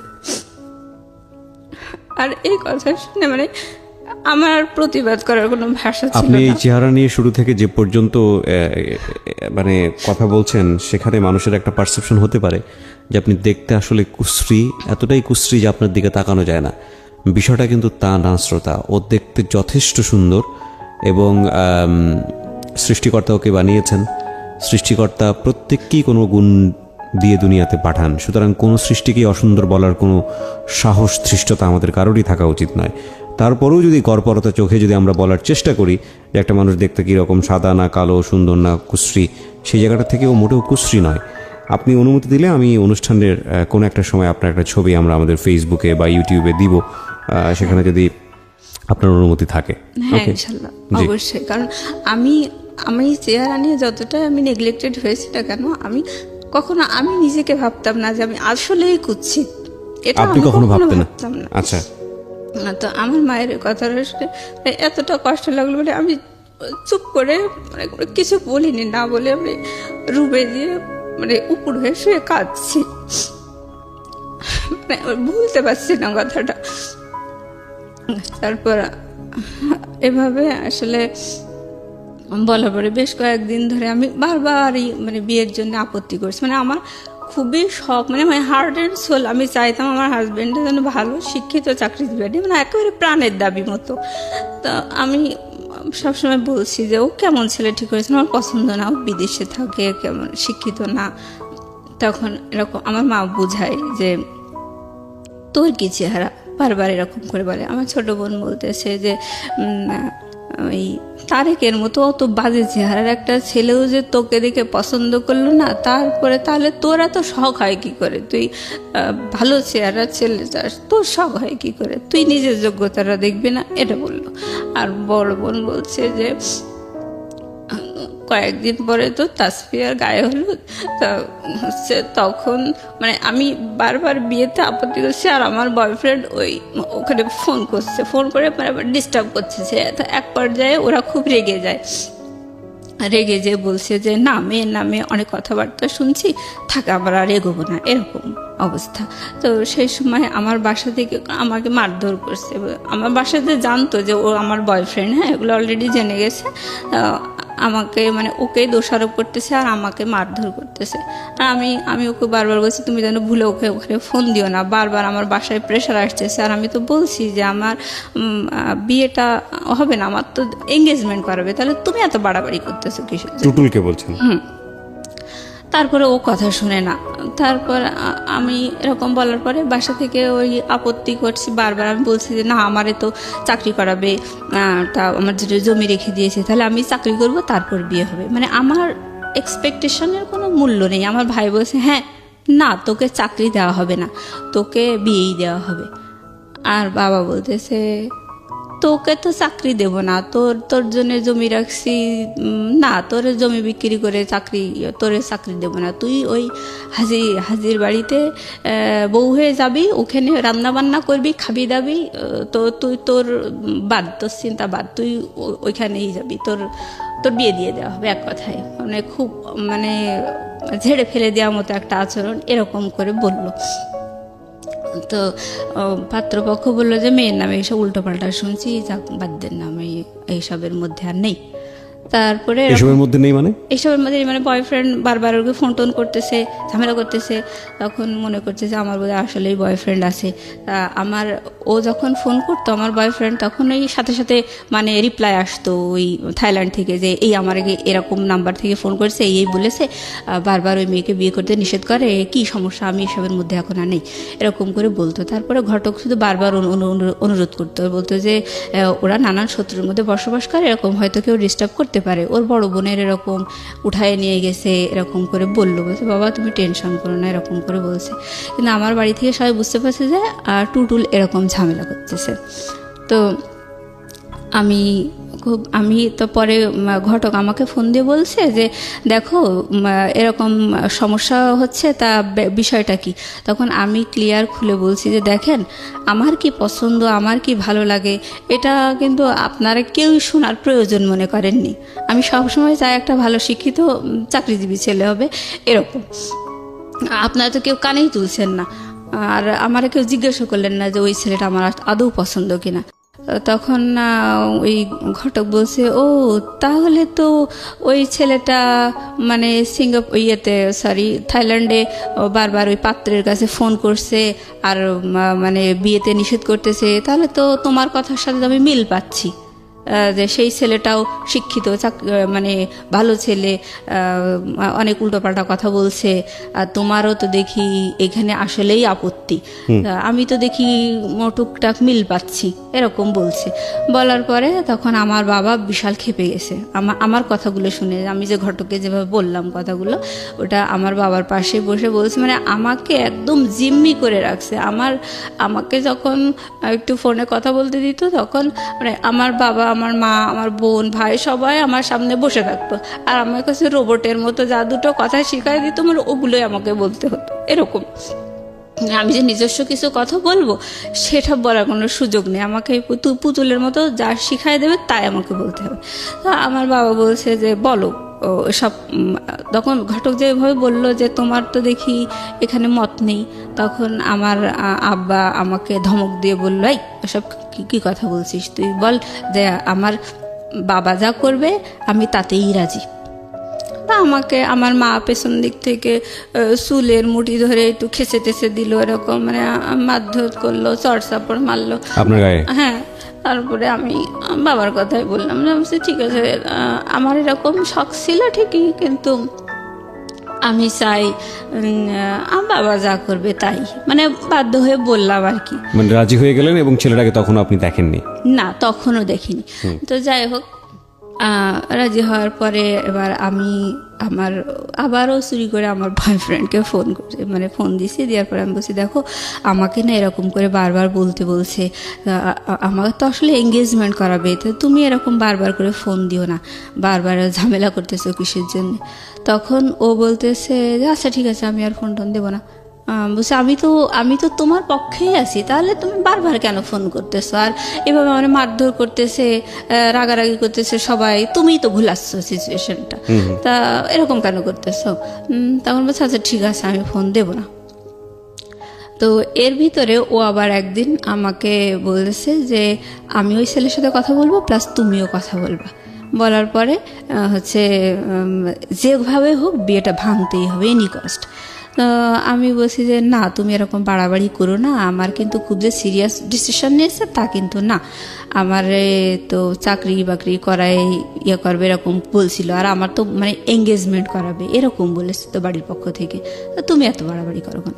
তো বলছে না, ও তোমাকে কথা বলতেই হবে। তাই বলে ও ফোনে কথা বললো আমার ওই যে পাত্রের সাথে আর কি, বলে নিয়ে পরে বলছে যে নেন ওই পাত্রীর সাথে কথা বলেন, আমার বয়ফ্রেন্ড বলার পরে আমি বলছি যে হচ্ছে দেখেন, ঠিক আছে আমার রিলেশন আছে, ঠিক আছে, বাট আমি যে তাকেই বিয়ে করব এরকম না, আমি সবসময় চাই একটা ভালো শিক্ষিত চাকরিজীবী একটা ছেলে, এরকমই আমার পছন্দ।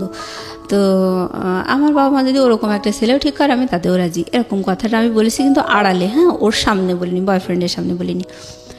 তো এটা বলার পরে ওই ছেলেটা সাথে সাথে ঘটককে ফোন দিয়ে বলেছে যে ওই মেয়ে আমার সাথে কথা বলেছে, ওই মেয়ে এই বিয়েতে আসলে রাজি না, ওর একটা বয়ফ্রেন্ড আছে।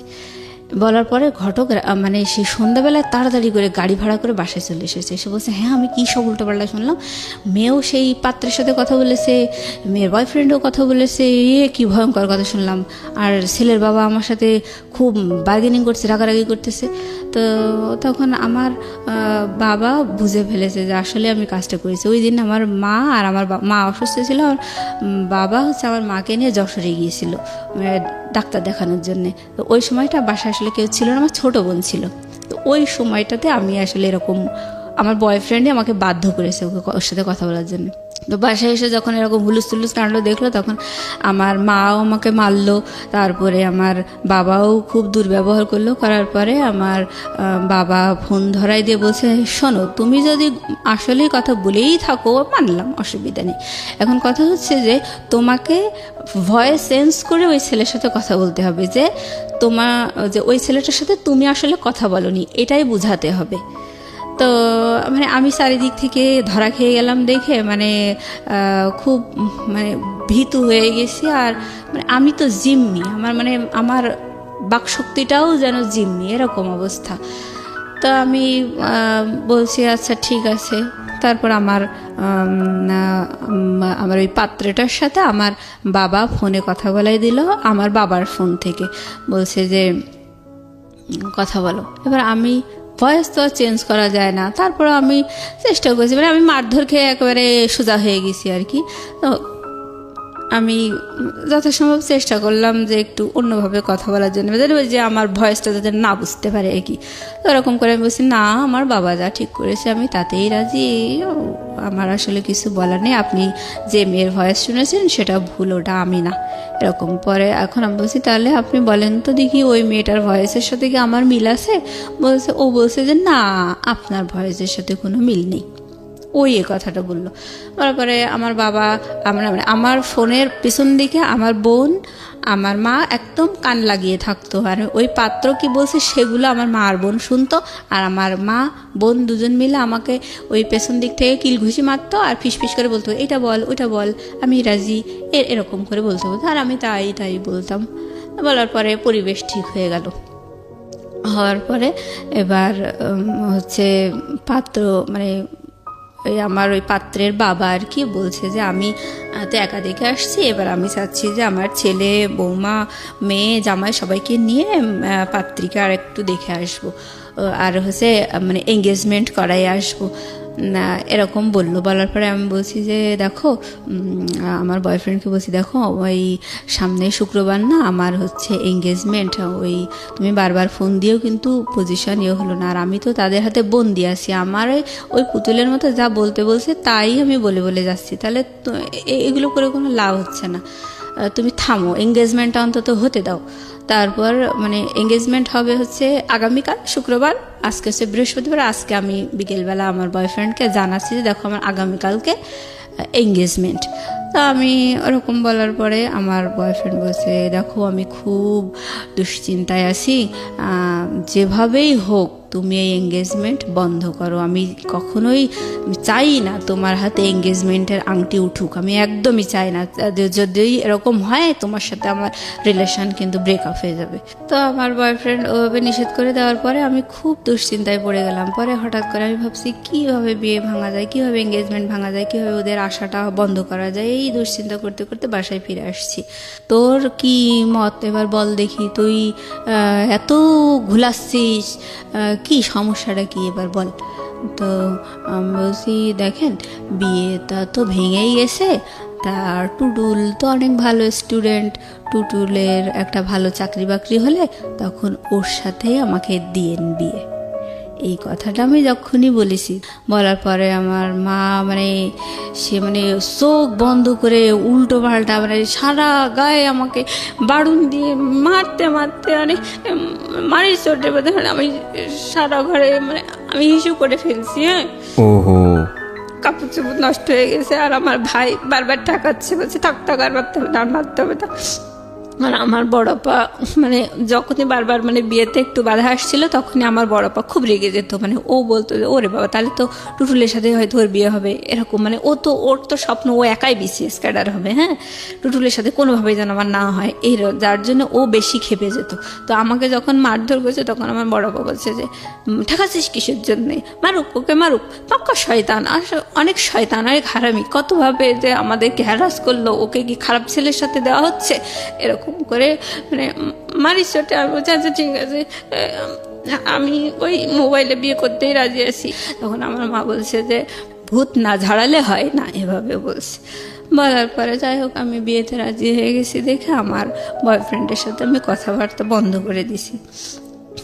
দিয়ে পরে ও বলছিল যে আর ফোনে ওই আমার ওই পাত্রের সাথে আর কথাটা বলবে না, এরকম একটা কথা দিয়েছিল। দেওয়ার পরে আমি যখনই ফোনে আবার রাজি হয়ে গেছি, পাত্রকেও বলে দিয়েছে যে হ্যাঁ আমাদের বাসা থেকে বলেছে না, মেয়ে বিয়েতে রাজি, তুমি যা শুনেছো সব ভুল, সবই শত্রুতার কারণে হয়েছে, এভাবে আসলে বিয়েতে আমি রাজি হয়ে গেছি। তো আমার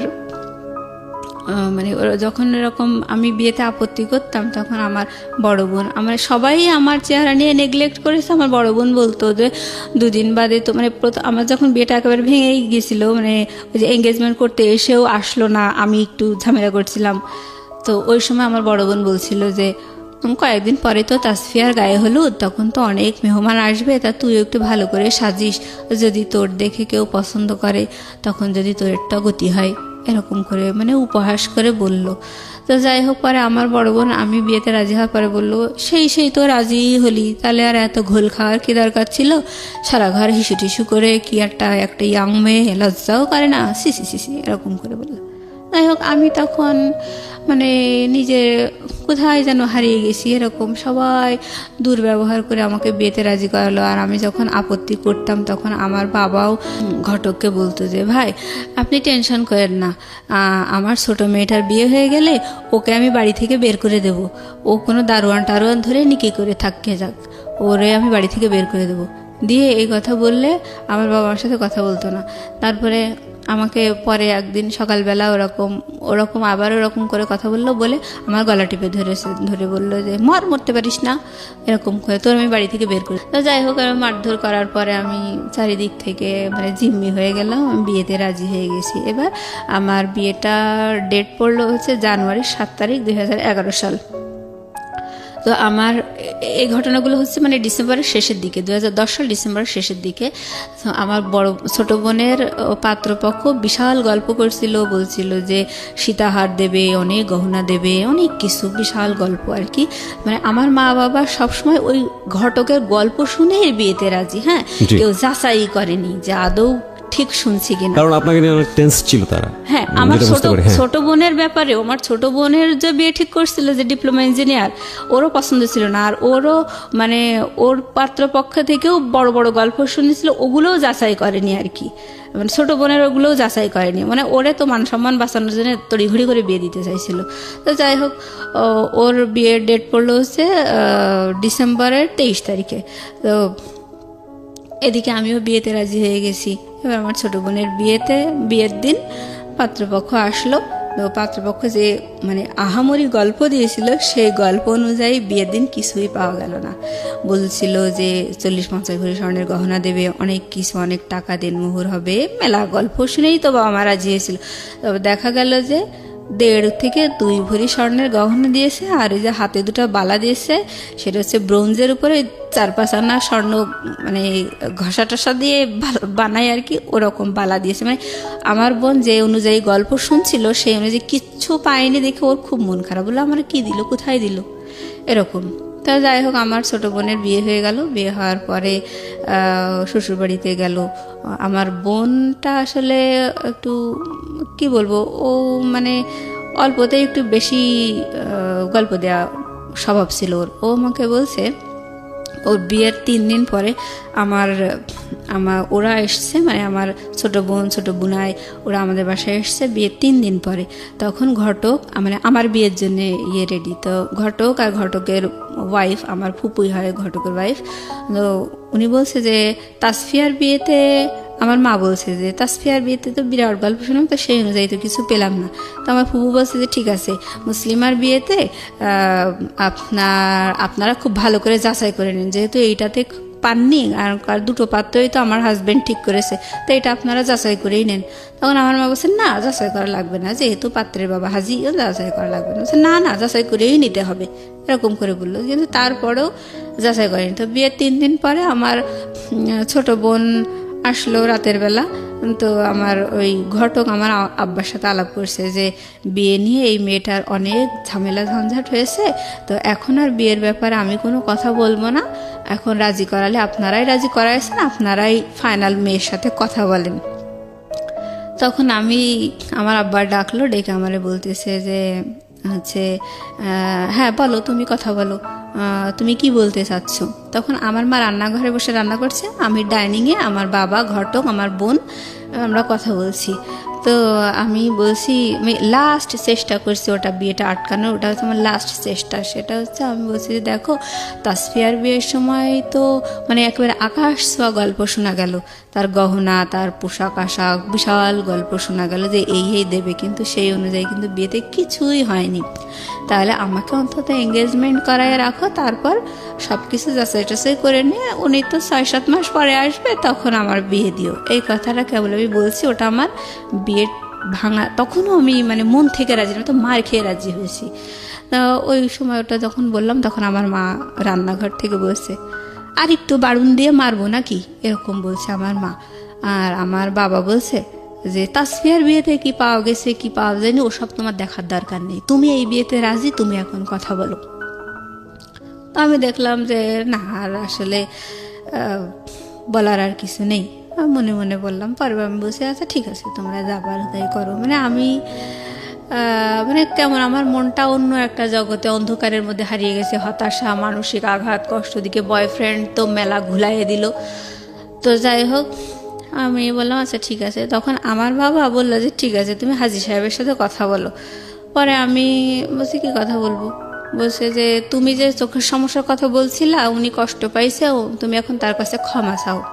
আমি কিন্তু সত্যি কথা বলছি যে আমার চোখের সমস্যা, অথচ তার জন্যে আমার বাবা হাজী সাহেবের কাছে আমাকে ক্ষমা চাওয়ালো। যে আমি অন্যায় করছি, ভুল করছি। আমি তাই বললাম যে আঙ্কেল সরি, বুঝতে পারিনি, আপনি আমারে মাফ করে দেন। মানে আমি সবার হাতের পুতুল, তো আমি ওইভাবেই বলছি। বলার পরে হয়ে গেল, বিয়েতে আমি রাজি।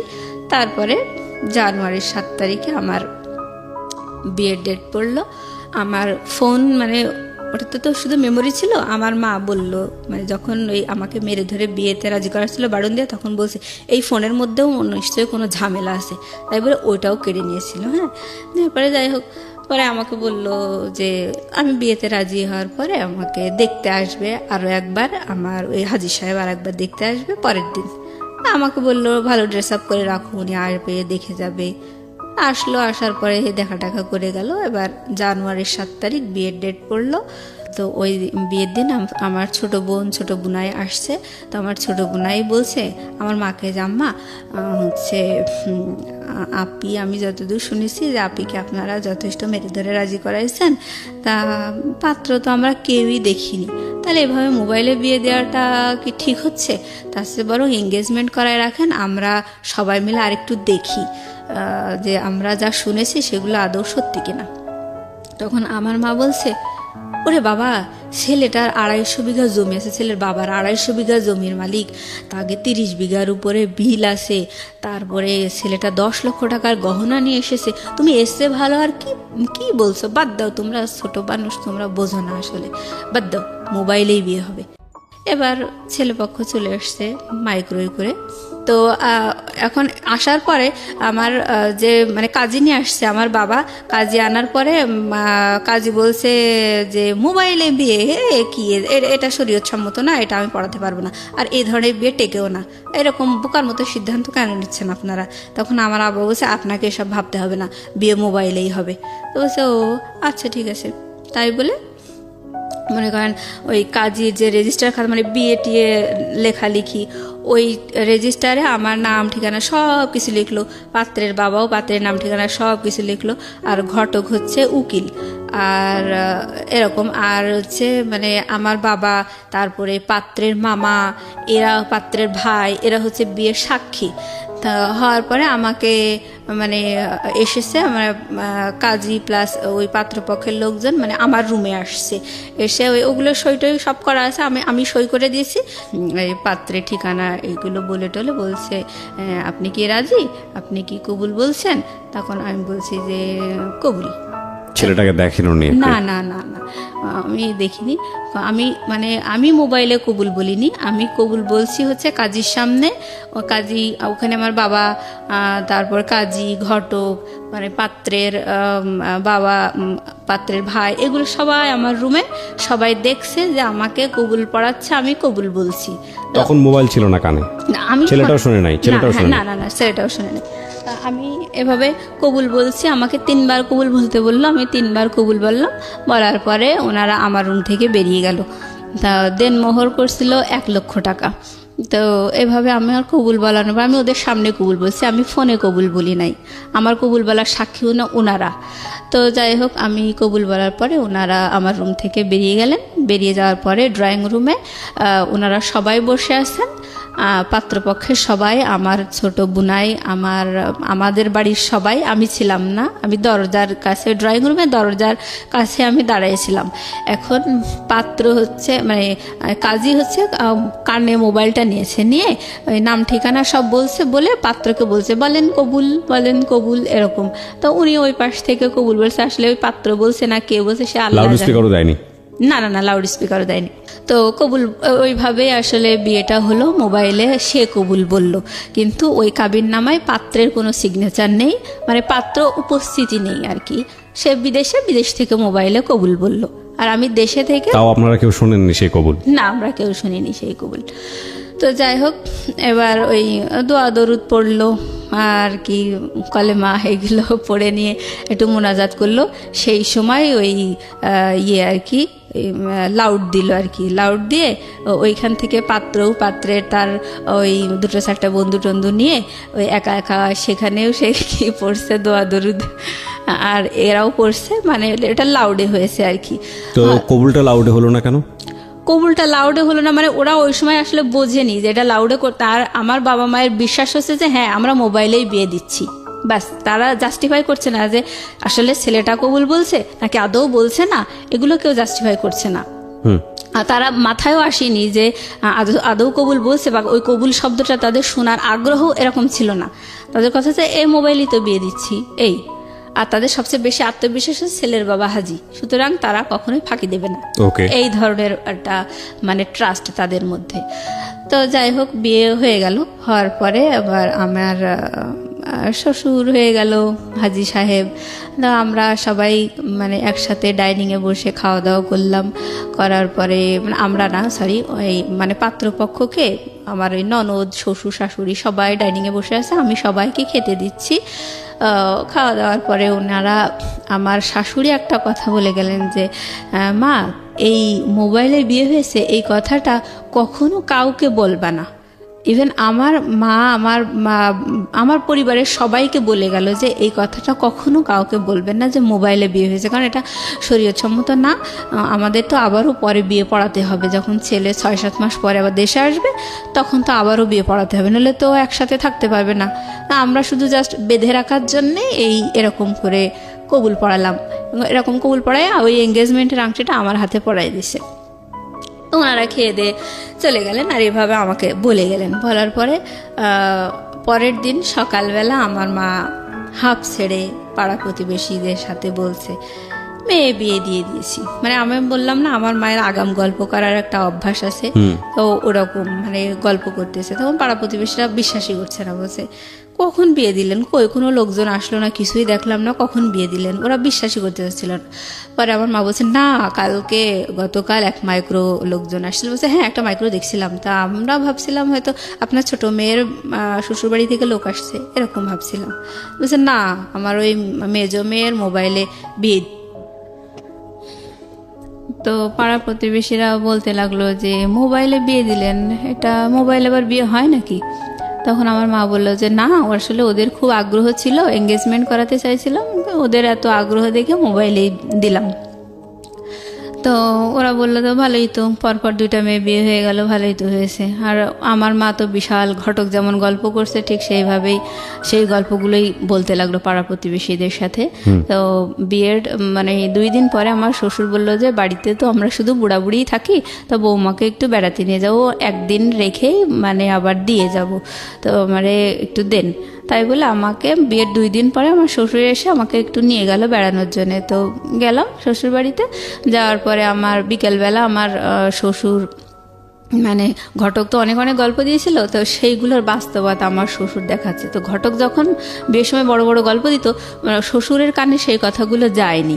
হ্যাঁ, তো ঘটক আমার শ্বশুর আমাকে মানে মানে আলমারি ড্রয়ার থেকে বের করে মানে ভাউচার আর কি, টাকা ওনার ছেলে আর কি কত টাকা এ যাবৎ পাঠাইছে দেশে ওনার কাছে আর কি, সেইগুলো আমার দেখাচ্ছে। তো বলছে দেখো বৌমা, আমার ছেলে এ পর্যন্ত আমার কাছে 6 লাখ টাকা পাঠিয়েছে, অথচ ঘটক বলেছিল যে 60 লাখ টাকা তার ক্যাশই আছে।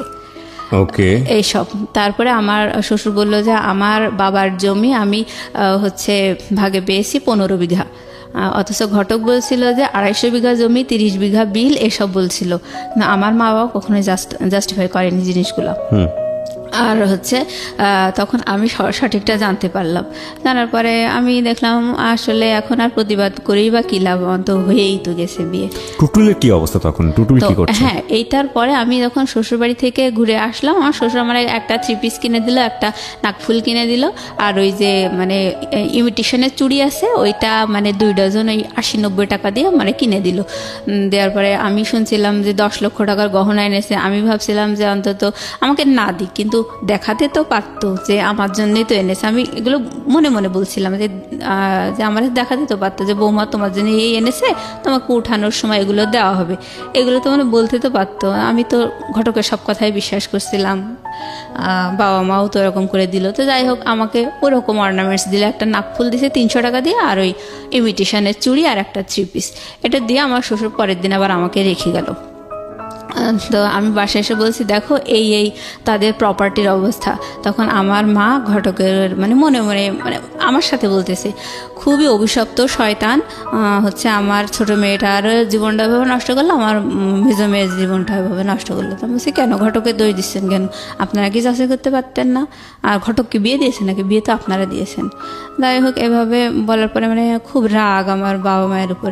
এবার আমার ফোনগুলো আমাকে দিয়ে দিয়েছে, আমার ফোন, আমার বোনের ফোন, যারটা তার আমার বাবা আমাদেরকে দিয়ে দিয়েছে। দেওয়ার পরে আবার আমি তখন টুটুলকে ফোন করছি, ফোন করে বলছি দেখো এরকম তো বিয়ে হয়ে গেছে, তা তুমি তো অনেক পরিবেশ ঘোলা করেছো, আমি তো চাইছিলাম এঙ্গেজমেন্ট করাতে, আর তুমি যেভাবে পরিবেশ ঘোলা করেছো তাতেই ওরা আসলে মোবাইলে, ওদের এমনি বিয়ে দেওয়ার ইচ্ছা ছিল, আমার বাবা মাও বলছিল, কিন্তু আমি এরকম যদি পরিবেশ ঘোলা না হতো তাহলে হয়তো মোবাইলে বিয়েটা বন্ধ করা যেত, কিন্তু তুমি যেভাবে করছো মোবাইলে আমার বিয়ে হয়ে গেছে। তাহলে অবশেষে কি হলো, শেষ পর্যন্ত তো তোমারও পাইলাম না আর আমার মোবাইলে বিয়ে হয়ে গেল। তখন ও বলল যে দেখো তোমার সাথে আমার রিলেশন এত বেশি লং হবে এমন প্ল্যান তো আমার ছিলই না।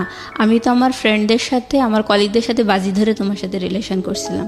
তোমার সাথে যখন আমার রিলেশন ছিল ওই সময় আমার মিনার সাথে রিলেশন ছিল, মিনা আমার ছাত্রী, আমি আসলে ওকে ভালোবাসি, কিন্তু তোমার সাথে বাজি ধরে আমি রিলেশন করছিলাম, তুমি আমার চিন্তা বাদ দাও। ওকে ওকে, মানে ওই সময় ওটা শোনার পর আমি বলছি তাহলে এই কথাগুলো আমার বিয়ের সময় তুমি বলতে, যখন তুমি পরিবেশ ঘোলা করছিলে সেই সময় বলতে। তখন বলছে না, এভাবে কি বলা যায় নাকি, বাজি ধরে আসছি এরকম, বা তোমাকে চায় না, এগুলোকে ডিরেক্ট বলা যায় নাকি? যাই হোক, বলিনি। তো ওর ওই কথাটা শুনে মানে মানে এতটাই আমি হতভম্ব হয়ে গেছি যে এ আবার কোন বেইমান। এবার ওর সাথে আর কোনো যোগাযোগ নাই, কথা নাই। এখন আমার বাবা বলতেছে যে বিয়ের যখন আমার প্রায় 4-5 দিন এরকম যাচ্ছে, আমি আমার হাজব্যান্ডের সাথে ফোনে গল্প করি, আমার মন না চাইলেও গল্প করি, কি করব, এখন তো আর কিছু করার নাই।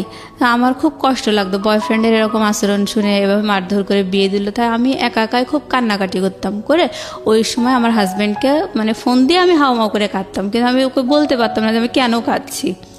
তো ও মনে করতো আসলে আমি বোধহয় ওকে খুব ভালোবাসি, ওকে খুব দেখতে চাই, কাছে পেতে চাই, এই জন্যে আমি কাঁদছি। তো ও আমাকে বুঝাতো, মানে ওর ধারণাটা ভুল, হ্যাঁ, কিন্তু আমি তো আমার মনের কথাগুলোও বলতে পারছি না। তো ও বলছে যে এভাবে কান্নাকাটি করো না, আমি চলে আসবো দেশে, তুমি এভাবে কাঁদলে কিন্তু আমি এখনই চলে আসবো, এরকম করে বলার পরে আমার বিয়ের যখন 5-6 দিন, বিয়ের পরে কি আপনি নিজের বাড়িতে থাকলেন নাকি শ্বশুর বাড়িতে চলে না না, আমি শ্বশুর বাড়িতে ওই একদিন বেড়ানোর জন্য গেছি, এক রাত থেকে আবার শ্বশুর আবার আমাকে দিয়ে চলে গেছে। আসছে? হ্যাঁ, তো মানে বলছে যে উঠায় নেওয়ার পরে আমি শ্বশুর বাড়িতে যাবো এরকম। তো যাই হোক, এবার আমার বাবা আমাকে বললো, মানে আমাকে বিয়ে দিয়েই মানে হাফ ছেড়ে বাঁচলো, মানে পাত্রপক্ষ যেরকম বড় বড় গল্প দিছিল যে পড়াবে, চাকরি ঘুষ দেবে, এইগুলো। তখন আমার বাবা বলতে লাগলো যে এখন তো তোমাকে বিএসসি ভর্তি করায় দেবো, তোমার বিয়েই তো দিছি এই কারণে যে ওরা তোমাকে পড়াবে, এখন জামাইয়ের কাছে খরচ চাও, তোমার খরচ কে দেবে? আর বাসা থেকে আমার মাও মানে খুব খারাপ বিহেভ করতে বলছে, 2 দিন হাজব্যান্ড না হতেই তার দরদ খুব বোঝা শিখে গেছে, এরকম বলছে। আমার আসলে টাকা চাইতে খুব লজ্জা করতো। আমার বলছি যে বিয়ে তো তোমরাই দিছো, তাহলে তোমরা টাকা চেয়ে দাও, আমি কেন চাইতে দাও? বলছে কেন, এখন তো তোর নিজস্ব পরিবেশ হয়েছে, এখন তুই তোর মতো করে ম্যানেজ করে নিবি। মানে আমার উপরে চাপাই দিছে, এবং আমার বলতে যে তোর খরচ কে দেবে, তোর তো বিয়ে হয়ে গেছে, তোর খরচ কে দেবে, এরকম করে নেগলেক্ট করে কথা বলে। তারপরে আমার আসলে অনেক খারাপ লাগে ব্যবহার আচার এরকম দেখে। আমি আমার হাজব্যান্ডকে বলছি যে দেখো তুমি তো বলছিলে যে চাকরির বাকরির ঘুষ দেবা, পড়াবা, আবার বিএসসি ভর্তি করাই দেবা, সবই তো বলছিলে, তাহলে এই সব শুনেই তো রাজি হয়েছি। তখন আমার বাড়ি থেকে বলতেছে তুমি বিএসসি ভর্তি করাই দিতে, তা তুমি দাও। বলতেছে যে কেন, বিএসসি আমি এখন ভর্তি করাই দেবো, কারণ তোমার মুখ তো আমি দেখিনি। বিএসসি ভর্তি করে বিএসসি পড়াতে তো লাখ লাখ টাকা খরচ হবে, আমি তো তোমার মুখই দেখিনি এখনো, তাহলে এত টাকা এখন তুমি তোমার বাবার ঘরে আসো, তোমার বাবার মার কাছে খরচ চাও। এটা আপনার হাজবেন্ড বললো? বলার পর কি আমি নাম ছিল আপনার হাজবেন্ডের? ওর নাম ছিল হচ্ছে শামসুল। শামসুল। শামসুল। তা আমি তখন বললাম, দেখো তোমার জামাই এই কথা বলছে, আমার আব্বাকে বলছি যে ও বলছে যে কোনো খরচ আমি দিতে পারবো না, তোমার বাবাকে দিতে বলো, তোমার বাবার বাড়িতে আসো, তোমার বাবাকে দিতে বলো। তখন আমার বাবার সাথে সাথে আমার ফোনটা কেড়ে নিয়ে বলছে, ও তুমি তাহলে এই কথাই বলছো? যে আমার হাজবেন্ডকে বলছে যে এই তোমার মনের কথা? বলছে হ্যাঁ এটাই মনের কথা, কারণ আমি তো এখনো তার মুখই দেখিনি। আর সবচেয়ে বড় কথা হচ্ছে যে বিয়েতে তো মানুষ কত গল্পই দেয়, আমার মনের কথা হচ্ছে আমার ওয়াইফকে আমি মোটেই পড়াশোনা করাবো না, আর বাচ্চা কাচ্চা হবে, সংসার করবে, চাকরি বাকরি করাবো না। আর যদি তার খুবই শখ হয় তাহলে আমি ওই প্রাইমারি টিচার হিসেবে আমি ওরে চাকরি করাইতে পারি। এটা শুনে আমার আব্বার খুব মন খারাপ হয়ে গেল। আমার আব্বা বলছে, তোমাদের গল্প শুনেই তো দিয়েছিলাম, তাহলে তোমরা যখন এই কথা বলছো তাহলে আমার মেয়ের মুখ আর তোমাকে দেখতে হবে না। দেখার এবার বলে আমার বাবা কাজীকে ডাক দিল। তখন বিয়ের প্রায় 8 দিন। তখন আমার বাবা কাজীকে ডেকে বলছে যে পাত্রপক্ষ তো এই বললো, তা আমার ভাইয়ার এগোনোর ইচ্ছা নেই, যা হবার হয়েছে। তখন আমার কাজী আঙ্কেল খুব ধমক দিল আব্বাকে, বলছে আমি তো নিষেধই করছিলাম আপনারা এইগুলো করবেন না, শুধু শুধু এভাবে পাড়ার প্রতিবেশী সবাই জেনে গেল মেয়ের বিয়ে হয়েছে, এ কী করলেন আপনারা, পুতুল খেলার মতো। তখন আব্বা বলছে যাই হোক বাদ দেন, এখন কিভাবে পরিত্রাণ পাওয়া যায় সেটা বলেন। বলছে যে এই বিয়েটা রেজিস্ট্রি হয়নি, পাত্রের সই নেই, সুতরাং পাত্রের সইয়ের ব্যবস্থা করতে হবে, করার পরে বিয়ে রেজিস্ট্রি করতে হবে, সেই রেজিস্ট্রি করার পরে যখন আপনারা ডিভোর্সের আয়োজন করবেন সেই সময় আপনারা দেনমোহর যে 1 লাখ টাকা করা আছে ওই টাকাটা আপনারা দাবি করতে পারবেন। তখন আব্বা বলছে আমি এত দূর এগোতে চাই না, আমি এখনই সমাধান চাই। কি আছে বলেন? বলছে যে তখন কাজী বলছে যে এখন সমাধান একটাই, সেটা হচ্ছে 2 পক্ষ আপনারা এক জায়গায় হাজির হবেন এবং আপনারা সাক্ষী রাখবেন যে আপনারা পরবর্তীতে কেউ কাউকে ডিস্টার্ব করবেন না, যার যার লাইফ সেটেল, তো আপনি কখনো ডিস্টার্ব করবেন না এবং হচ্ছে কোনো দাবি দেওয়া নেই, কিছু নেই, সব বাদ। এই বলে ওই কাবিনের কাগজটা যে রেজিস্টারে আমার আছে ওই কাগজটা আমি ছিঁড়ার পরে আপনারা ওই 2জনে সাক্ষী রেখে ওই কাগজটা ছিঁড়ে ড্রেনে ফেলে দেবেন। তো এটাই করলো। হ্যাঁ, এইভাবেই মানে ড্রেনে ফেলে দিল 2 পক্ষের সাক্ষী রেখে, ওই বিয়ে ওখানেই শেষ হয়ে গেল। বাস এই কয়দিনের মাথায় শেষ বিয়ে? হ্যাঁ এই কয়েকদিনের মাথায় খরচ পাঠাবে না এই কারণে বিয়ে শেষ হয়ে গেল? হ্যাঁ হ্যাঁ, মানে ওরা আসলে আমার বাবা মা ওরা মনে করছিল আমার বাবা মা হয়তো খুব লোভী, 2-4 দিন বিয়ে হতে না হতে এইভাবে চাকরি খরচ দাও, বিয়ের খরচ মানে বিএসসি পড়াও, ওরাও মনে করছিল এরা তো আমাদের উপর অনেক প্রেশার ক্রিয়েট করছে, এই কারণে ওরা সরে গেল। আর ওদের মনের কথা তো ওরা বলেছিল যে পড়াবে না, বিয়ের পরে ওদের মনের কথা ওরা বলেছে। বিয়ের আগে বলছিল যে আমি তো থাইল্যান্ডে নিয়ে এসেও মেয়েকে পড়াতে পারি, এরকম বলছিল। বিয়ের পরে আসল কথা যখন মুখোশ ওদের খুলে গেল তখন আমার বাবা এইভাবে বিয়েটা আসলে বাদ হয়ে গেল।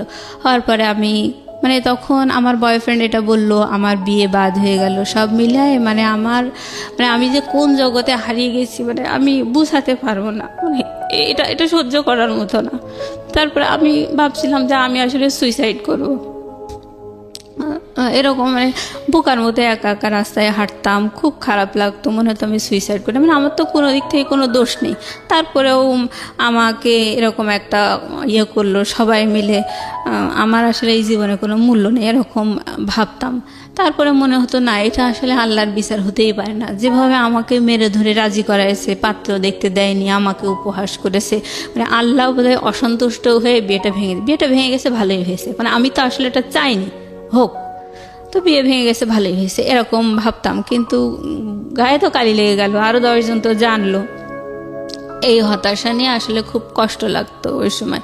পরে আমার বাবা বলতো যে মা মনোযোগ দিয়ে পড়াশোনা করো, চাকরি বাকরির জন্য চেষ্টা করো, যা হবার হয়েছে ভুলে যাও, মানে তাদের কথা হচ্ছে ওসব কোনো ব্যাপার না, ভুলে যাও, খুব সহজেই বলতো আর কি। তো আমি তখন খুব রাগ হতাম, হ্যাঁ তোমরা তো সবাই মিলে মেরে ধরে এরকম করলে, তাহলে এখন অমনি বলছো ভুলে যাওয়া এত সহজ নাকি সব কিছু? আমার মনের উপর কতটা প্রেশার এসছে, আমি কত কষ্ট পেয়েছি, এগুলো তো তোমরা জানতে চাও না। তখন আমার মা আর আমার বোন বলল, এগুলো তো সব তোর কপালে ছিল, কপাল মানিস না কিসের জন্য, এগুলো সব তো তোর কপালে ছিল, এভাবে বলতে লাগলো। কপাল। তো আমি আসলে এই সব কথাগুলোর কোনো মানে আমি দিক বিদিক শূন্য হয়ে যেতাম। এরকম এক একটা মানে আশ্চর্য করা অন্যায় কথা শুনে আমার কাছে খুব খারাপ লাগতো, কিন্তু আমি আসলে প্রতিবাদ করতাম না। মানে আমি জানি যে সবাই আমার সাথে এরকমই দুর্ব্যবহার করে, যার কারণে আমি সবসময় চুপচাপ থাকতাম, কোনো প্রতিবাদ করতাম না। তো অনেক কষ্ট লাগতো। আমি মানে যখন আমার খুব খারাপ লাগতো আমি তাহাজ্জুদের নামাজ পড়তাম, কান্নাকাটি করতাম। আমার ওই সময় মানে এত বেশি খারাপ লাগতো, আমি কোরআন শরীফ মানে এইভাবে আমি নিজের কষ্টগুলোকে মানে কম করার চেষ্টা করতাম। তো আমার মানে খুব প্রত্যেক বছর আমি চাকরির পরীক্ষায় টিকার পরে আমার খুব কষ্ট করে মানে আমার এই 16 সালে চাকরি হয় আর কি। আমি প্রতি বছর চাকরির পরীক্ষায় যখনই আমার চাকরি হয় না তখনই আমার সরকারি চাকরি, হ্যাঁ সরকারি চাকরি। আমার মা আমাকে বলে যে তোরে আল্লাহ ঘৃণা করে, এই জন্য তো চাকরি হয় না, তোর মনে করো দূরভিসন দিছিল এই জন্যই তো চাকরি হয় না। এরকম এক এক সময় যখনই দেখা যায় যে ভাইবার রেজাল্টে আমার রোল নাম্বার আসেনি, তখনই আমার মা এক একটা উদ্ভট কথা বলতো। এরকম করে মানে আমাকেই সবসময় দোষারোপ। তো আমার খুব কষ্ট লাগতো। তো অবশেষে অনেক চেষ্টা করতে করতে আমার 2016 সালে চাকরি হয়েছে আর কি। মানে ওই সময় আমার বাবা আবার অ্যাক্সিডেন্ট করে পা ভেঙে যায়। তো আমার চাকরি হওয়া দেখে আর আমার বাবা অসুস্থ, ওই অবস্থা দেখে আমার সংসারের সমস্ত দায়িত্ব আমার ঘাড়ের উপর এসে পড়লো। ইভেন আমার বাবা বলতে লাগলো যে হ্যাঁ আমি অসুস্থ, তা আমার ট্রিটমেন্টের জন্য তুমি লোন নাও। তো এই অবস্থায় আমি সংসার ঠেলছি, লোন আছে, সে লোনের কিস্তি দিচ্ছি, এরকম করেই মানে আমার বর্তমান লাইফ চলছে। তো এখনও বিয়ের প্রস্তাব আসলে আমার মায়ের পাড়া প্রতিবেশীরা বলে দেয় যে ওই মেয়েটা একবার বিয়ে হয়েছিল, মানে ভাঙার চেষ্টা করে এক কথা। এখন আমার একটা সরকারি চাকরি হয়েছে, এখন তো আমার একটু ডিমান্ড হয়েছে এই। তো সেই হিসেবে যখন আসে পাড়া প্রতিবেশীরা শত্রুতা করে ওই বিয়েটার কথা বলে ভেঙে দেয়। হ্যাঁ, ওই মোবাইলে বিয়েটার কথা বলে ভেঙে দেয়। তো কিন্তু পাড়া প্রতিবেশীরা সবাই জানে যে আমি আমার হাজবেন্ডকে দেখিয়ে দিই চোখে, এইটা কিন্তু বলে না। পরে তো পাত্রপক্ষ যখন বেশি আগ্রহ নিয়ে আমার মায়ের কাছে জিজ্ঞেস করে যে ঘটনাটা কি, কারণ অনেক ম্যারিড মেয়েদেরও তো বিয়ে হয়, তাই না? তো আমার মায়ের কাছে যখন যায় তখন আমার মা বলে যে না, পাড়া প্রতিবেশীরা যা বলছে সব মিথ্যা কথা, এরকম কিছুই হয়নি। তখন তো বিষয়টা আরো জটিল হয়ে যায়। এবং সবাই মনে করে যে না, বাবা মা তো সন্তানের দোষ ত্রুটি ঢেকে, তাহলে পাড়া প্রতিবেশীরাই ঠিক বলছে, নিশ্চয়ই মেয়ে কোনো কেলেঙ্কারি করছিল আর ওর বাবা মা গোপন করছে। তার মানে সবাই ভাবে যে ওই বিয়েটা আসলে আমি খারাপ, আমি পালিয়ে গিয়ে বিয়ে করছিলাম, কোনো একটা অ্যাক্সিডেন্ট, আমারই দোষ, এটাই পাত্রপক্ষ ভাবে আর মানে বিয়ে ভেঙে যায়। তার মানে চিন্তা করে দেখুন যে ও কিন্তু এখন ইডেনে পড়াশোনা করছে, ও কোনো পরিচয় এখানে গোপন করেনি এবং খুব সাহসীভাবে নিজের ভূমিকা এখানে এসে তুলে ধরেছে যে ইডেনে পড়াশোনা করছে। আপনি মাস্টার্সে পড়ছেন না? জি জি। কোন সাবজেক্টে পড়ছেন? পলিটিক্যাল সায়েন্সে মাস্টার্সে পড়ছে, ডিপ্লোমা করাও এবং একটা সরকারি চাকরি করে। আমি গ্রাজুয়েশন এখান থেকেই করছি, ইডেন থেকে গ্রাজুয়েশন করে। ইডেন থেকে গ্রাজুয়েশন করা, ইডেনে মাস্টার্স করছে এবং একটা সরকারি চাকরি করছে একটা মেয়ে, এবং দেখতে শুনতে যথেষ্ট সুন্দর, মাশাআল্লাহ। আমি ছবি দিয়ে দিয়েছি, আমার ফেসবুক পেজে আছে এবং ইউটিউবে আপনারা আসলে দেখতে পাবেন। এই মেয়েটার শুধুমাত্র পারিবারিক অবহেলা এবং ভুল সিদ্ধান্তের কারণে সামাজিকভাবে সে কতটা বাধাগ্রস্ত হয়ে একটা অনিশ্চিত ভবিষ্যতের দিকে চলে যাচ্ছে। তো আপনি আজকে কেন আসলেন জীবন গল্পে এই গল্পটা বলার জন্য, এবং এত নিজেকে একেবারে প্রকাশ করে কোনো পরিচয় গোপন করেননি, ছবি দিয়ে কেন আপনি সাহসী ভূমিকা নিতে গেলেন? আমি আসলে সাহসী ভূমিকা নিয়েছি কারণ আমি আমার দিক থেকে অলওয়েজ রিয়েল। ওকে, আমি কখনো মানে ঢাক গুড় এই ধরনের মানে আমার মা যেভাবে ঢেকছে দোষগুলো, আমি এগুলো পছন্দ করি না। আর কথা হচ্ছে আমি কখনো মানে কোনো কিছু জটিল বা রহস্য রেখে, কোনো কিছু গোপন রেখে, ভুল ত্রুটি গোপন রেখে আমার কোনো স্বার্থ উদ্ধার হোক, এটা আমি কখনো চাই না, আমি পছন্দ করি না এগুলো।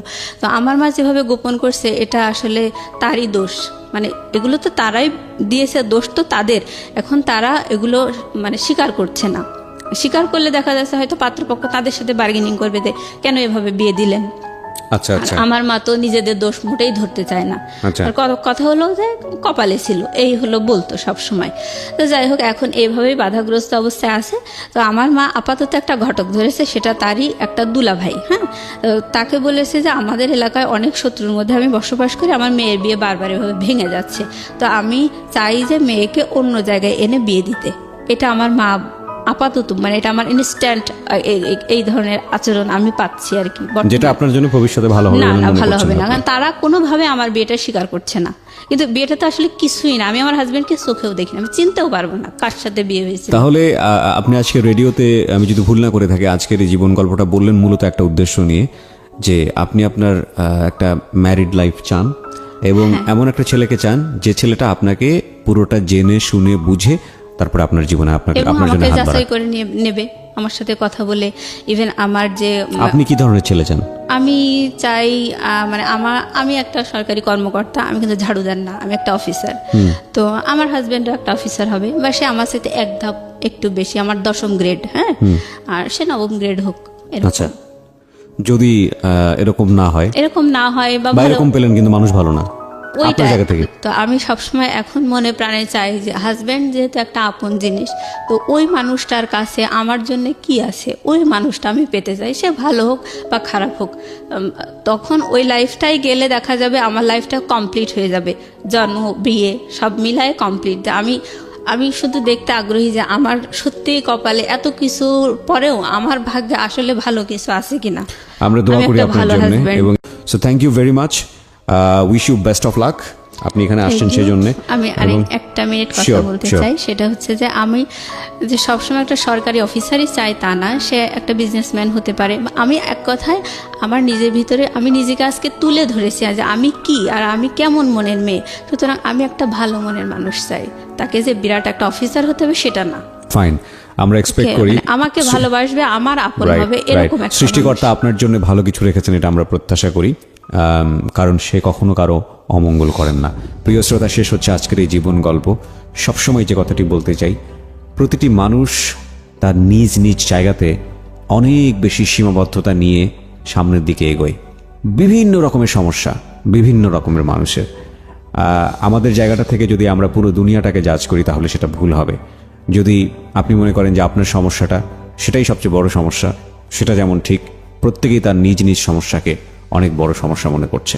আজকের এই জীবন গল্পে পুরো গল্পটা শোনার পরে অনেকেই হয়তোবা তার নিজ জায়গা থেকে মনে করতে পারেন যে মেয়েটা যিনি গল্পটা বললেন তিনি একটা বেহায়াপনা করেছেন, কারণ এই ধরনের বিষয়গুলো তো পরিবারের ভিতর থেকেই সমাধান হওয়া উচিত, বিয়েটা তো পরিবারেরই বিষয়।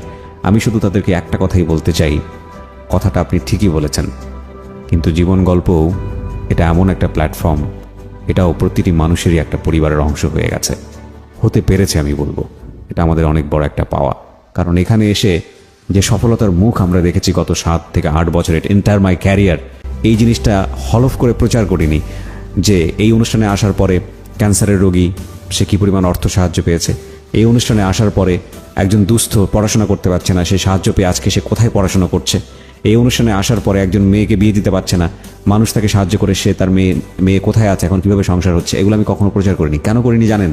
কারণ এটা নিজের ঢোল পেটানো হয়, সাফল্যের কথা বলা হয়, এবং এটা ভালো লাগে না করতে, কারণ এটা তো আসলে আপনাদেরই কন্ট্রিবিউশন, এখানে আমার কিছুই করার নেই। আমি শুধু একজন উপস্থাপক মাত্র, আমি শুধু এখানে আপনাকে উপস্থাপন করি মাত্র, সেই কাজটি আমি মনোযোগ দিয়ে করার চেষ্টা করি। সুতরাং ক্রেডিট আসলে সব কিছুই আপনাদের। আর আজকে আমাদের এই যিনি গেস্ট, তিনি যেই সমস্যাটি নিয়ে এসছেন সেটা তার আজীবনের অনেক বড় একটা সমস্যা। তিনি তার পরিবারের উপর আস্থা রাখতে পারছেন না বলেই তিনি এখানে এসছেন, এবং তিনি আমাদের এই অনুষ্ঠানটিকে সবচাইতে গ্রহণযোগ্য মনে করেছেন সেই জায়গাটি থেকে। এটা যে আমাদের জন্য কত বড় পাওয়া, দ্যাট ইজ বিয়ন্ড ইমাজিনেশন। অনেক বেশি ভালো থাকুন।